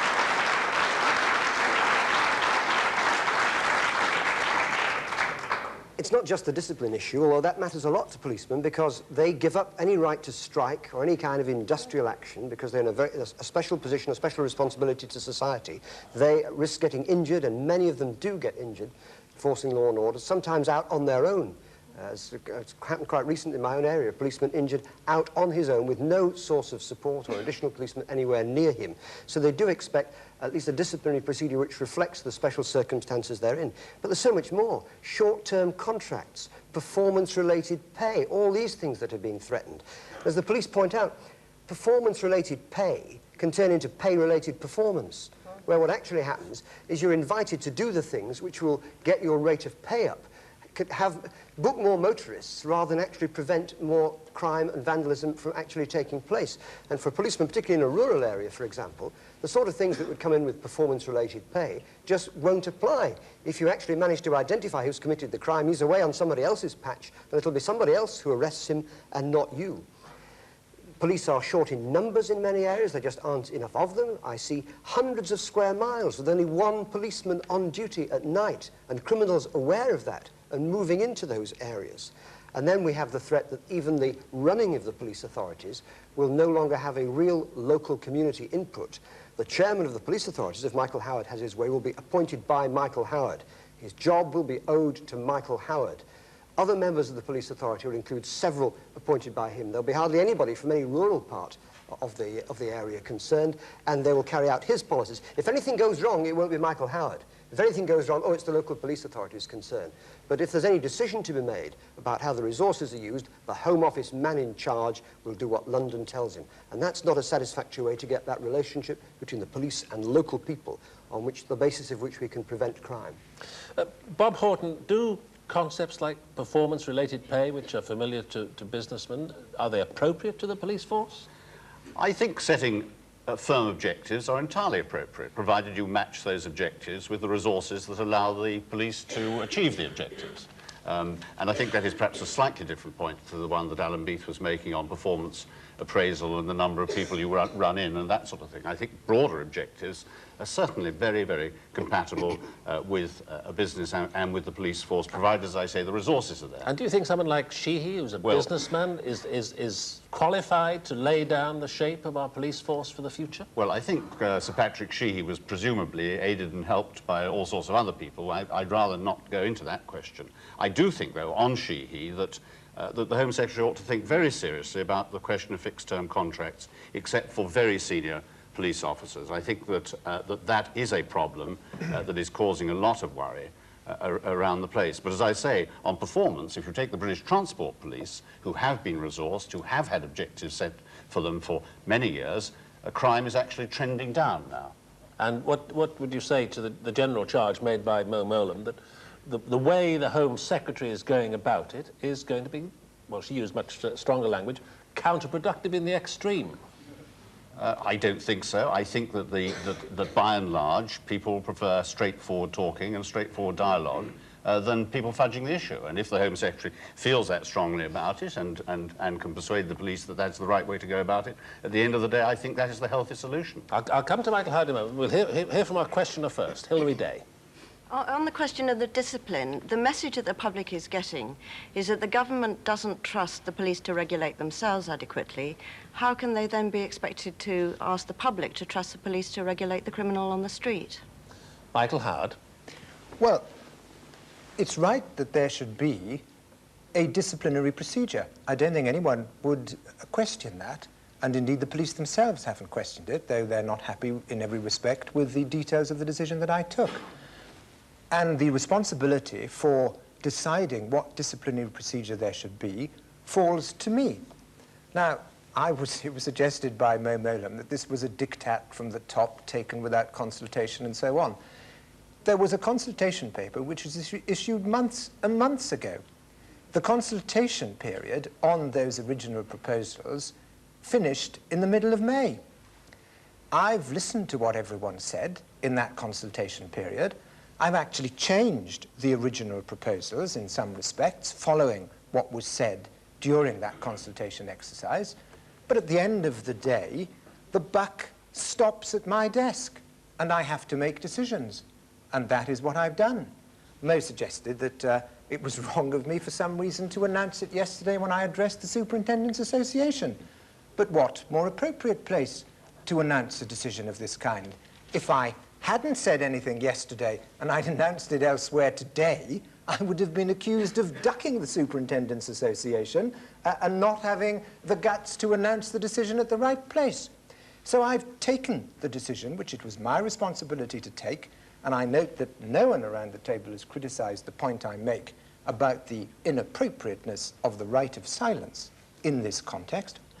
I announced it to the superintendents yesterday.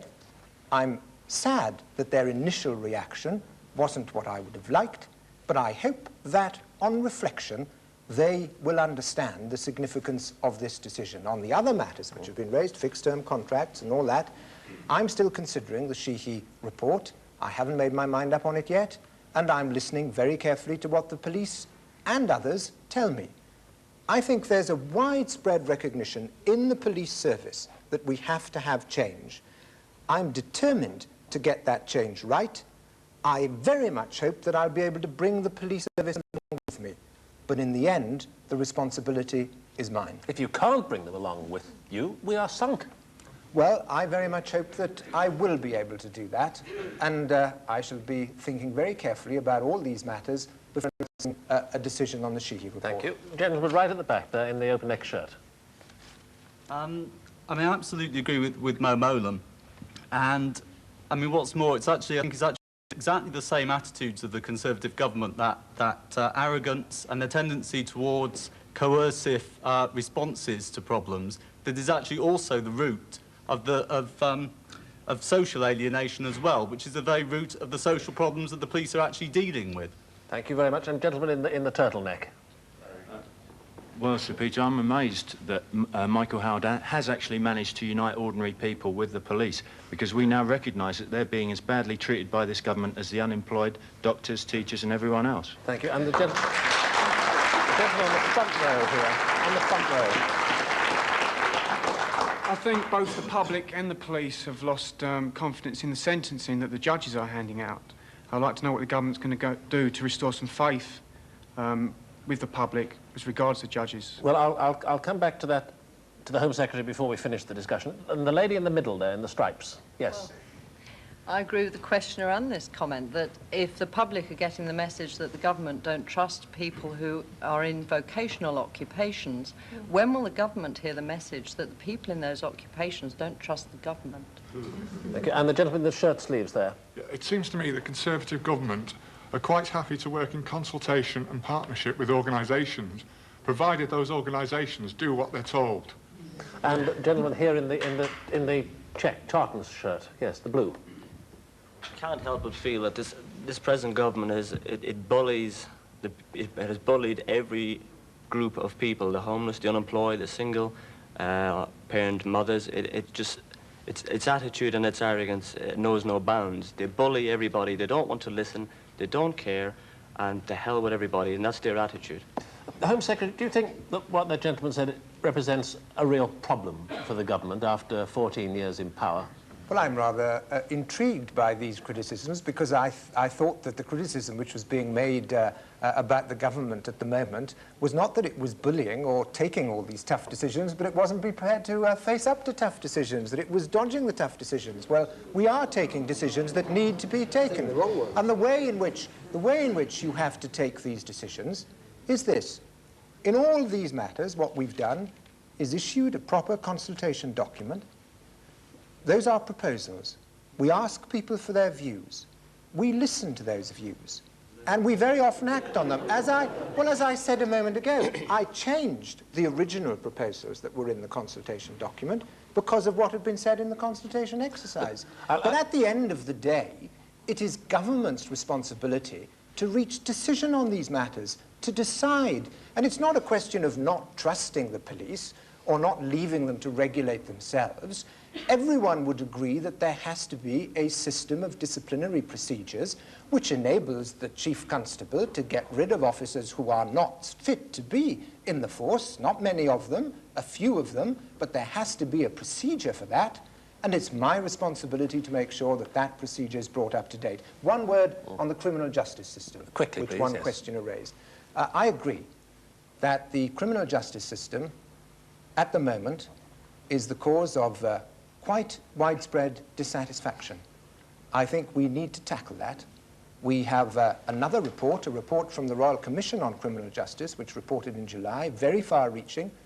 I'm considering that very carefully too, and listening to what people have to say about that Commission's recommendations, and I hope that very soon I'll be able to bring forward some proposals which will meet some of the concerns that you've expressed. The difficulty sitting here listening to you is you talk tough, but you haven't actually delivered.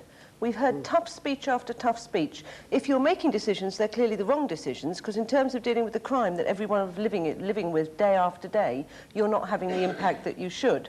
And you couldn't, I don't know how you can sit there and listen to the spread of views round the hall this evening and then come back with a kind of clever lawyerish type answer. I mean, no, but it's true. There should have been a humility there. Well, Alan Beef. The Conservatives have been in power for 14 years. They have passed 64 pieces of legislation about criminal justice, the police, and law and order. And the situation is worse at the end of the 14 years than the beginning. And now, instead of turning on the criminals and how we can actually prevent crime, we turn on the police. It just doesn't make any sense.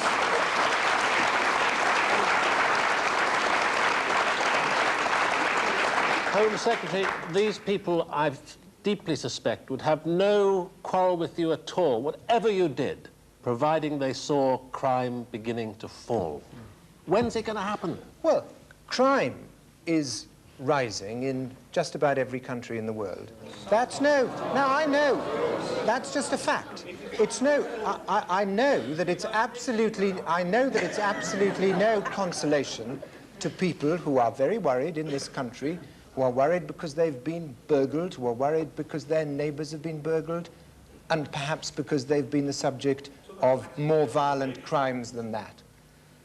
We have to do a number of different things. We have done a great deal, but we need to do more. And what I have the opportunity of doing is taking a comprehensive approach to these matters, addressing them across the board, trying to make sure that the police are more effective in playing their part, trying to make sure that the system of criminal justice is much better, that the sentences are appropriate, that the police aren't handicapped in the way in which they have been up to now. That is a very, very important task. It's the task that I face, it's the task that I shall address, and I am determined to do everything I can to get it right. Thank you. Young lady there in the middle. Yes. By making it easier to discipline and sack police, it's not going to make any difference in the amount of crime that happens, just in the amount of crime that we see in the figures. You're not really addressing the issue, you're not addressing the problem. Well, one of the things that we have to address is public confidence in the police. And there have been many instances, some instances, I'm sorry to say, of police officers who have not been fit to remain members of the force. Now, if we are to retain public confidence in the police at a high level, and that's something that's very important, we have to make sure that there are proper procedures for getting rid of those few police officers who are not fit to remain in the force. That was what these disciplinary procedures are intended to achieve. One member of the audience put in another question, which I didn't call, but I will read out to you. He says, do you think it right that a police officer suspected of misconduct should not have a right of silence or any legal representatives at this disciplinary hearing when the criminals have those privileges? No, the criminals... You're going to deny them to the police. The criminals have those privileges when they appear before the magistrates or before a jury. And, of course, a police officer, if he's accused of a criminal offence when he appears before the magistrates or the jury, has precisely the same rights. That's not the point at all. That is not the point at all. But the Chief Constable can be judge and jury in his case. No, but if you look at this, no, because I have provided an appeal procedure, that's not the case at all. There's a full appeal procedure. But if you look at disciplinary procedures elsewhere, you won't find the right of silence. If anybody is up before their boss to see whether they should keep their job. They don't have a right of silence. They're expected to reply to any allegations or charges that are put against them. I'll put one or two more points to you from our audience. Young lady there in the white. Yes.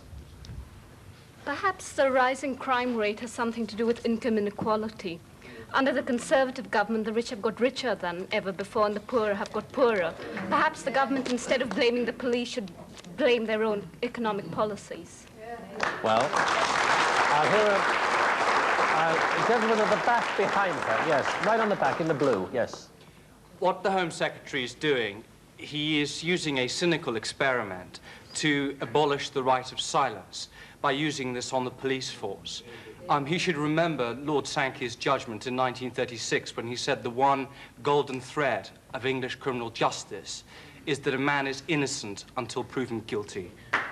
And what do you say to him? No one's arguing with that. Of course, a man is innocent until he's proved guilty. Lord Sankey was talking about the standards that apply in the criminal courts. That remains true in the criminal courts, and even in disciplinary proceedings. Of course, the allegation has to be demonstrated to be a reasonable allegation against the police officer or anybody else concerned, in exactly the same way as you have to establish a reasonable allegation if someone loses their job and goes to an industrial tribunal. It's the same kind of test that will be applied. It doesn't, I'm afraid, have very much to do with what Lord Sankey said in 1936. Well, briefly. Can you go back and answer that woman's questions? OK, we've heard you how you're going to, in the future, be tough on crime in terms of the criminal justice system, something Tony Blair's been arguing for some time. But the underlying causes, that social and economic deprivation that exists, what are you doing about that? Because that is a crucial point. I will answer that, but since you've brought party politics into it, I can perhaps just point out, yes, that if you look at the measures which we've taken, which have been effective to increase sentences, to increase the powers of the police, to increase the powers of the courts, you will find that the Labour Party, and very often the Liberals as well, have voted against each and every one of them when they've come before the House of Commons. The other day, I heard Mo Mowlam argue that the Attorney General should refer a particular sentence to the Court of Appeal because it was too lenient.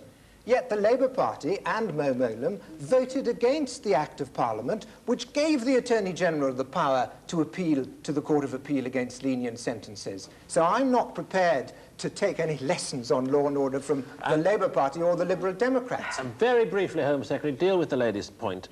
Do you see a link between the rising crime wave and social deprivation? No, I don't. I'll tell you why I don't. When the economy was booming, 1988, 1989, people were saying, well, you can't expect there not to be a rise in the crime wave when the economy's booming like this. The atmosphere is one of greed. The criminals want to share in. That's why there's an increase in crime. Well, it wasn't booming for everybody. Now we've had a more difficult time. People say, well, it's all because of the recession. That's why there is a rise in crime. I don't accept that, and I think, just let me add this, if I may. I'm going to let her say back to you in a minute. I think it's, in many ways, a slur on people who do suffer from poverty and from some of the other conditions that are raised in this context. Because most people who suffer from poverty or who live in poor housing are absolutely law-abiding. Right. And you mustn't ever... you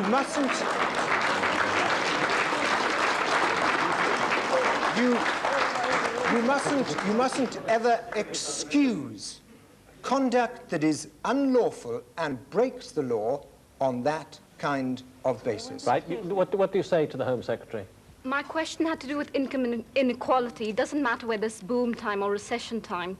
The difference between the poor and the rich has grown in your government, during your government's tenure. People don't suffer inequality they have it inflicted upon them. Well, I've answered that. I think we should be very, very careful indeed before making excuses for crime. No one We is mustn't making blur the excuses. distinction between right and wrong, because that is absolutely fundamental he to can't be law allowed and to get order away in with this that. or any other country. He can't be allowed to get away with saying we're blurring the distinction with right and wrong and we're actually using it as an excuse for people. Yes, the majority of people are law-abiding, but if you want to understand why crime is at the level it is, you have to understand income inequality, you have to understand deprivation, and to just sidestep it like that is just to avoid what is happening to our society, the destruction that you have created in your government. That is briefly, and then I'm moving on.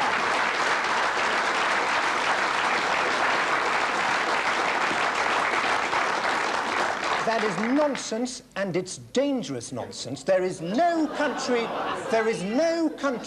in the world which has eliminated poverty or poor housing. We are taking action to deal with those matters, but once you start using them as excuses for crime, you're on a very dangerous, slippery slope indeed. Thank you very much.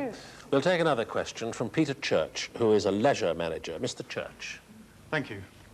In view of the proposed cuts in the winter train timetables, can we trust the government's promise that the privatisation of British Rail will not lead to a reduced service? Bob Horton.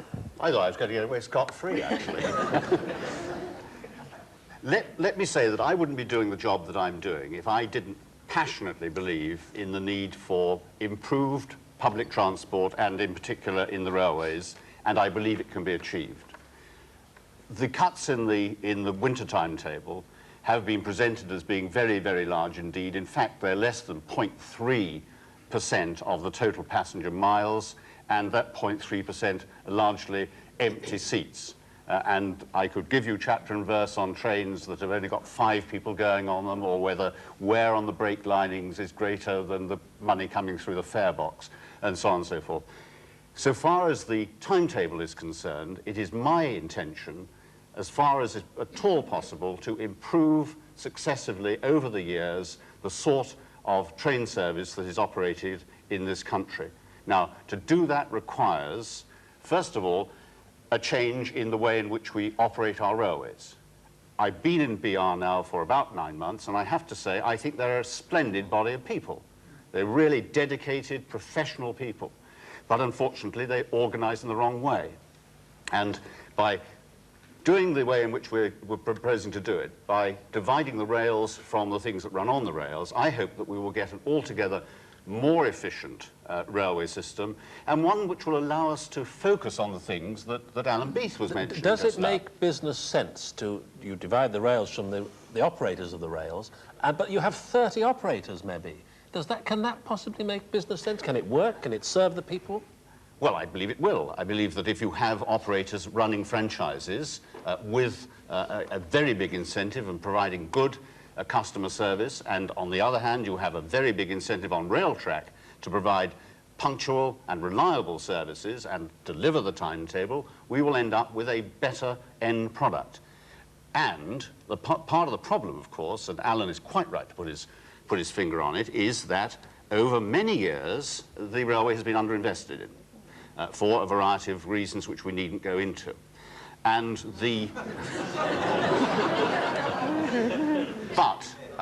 and we're facing a very tough financial climate in this country. We're facing a PSBR deficit of 50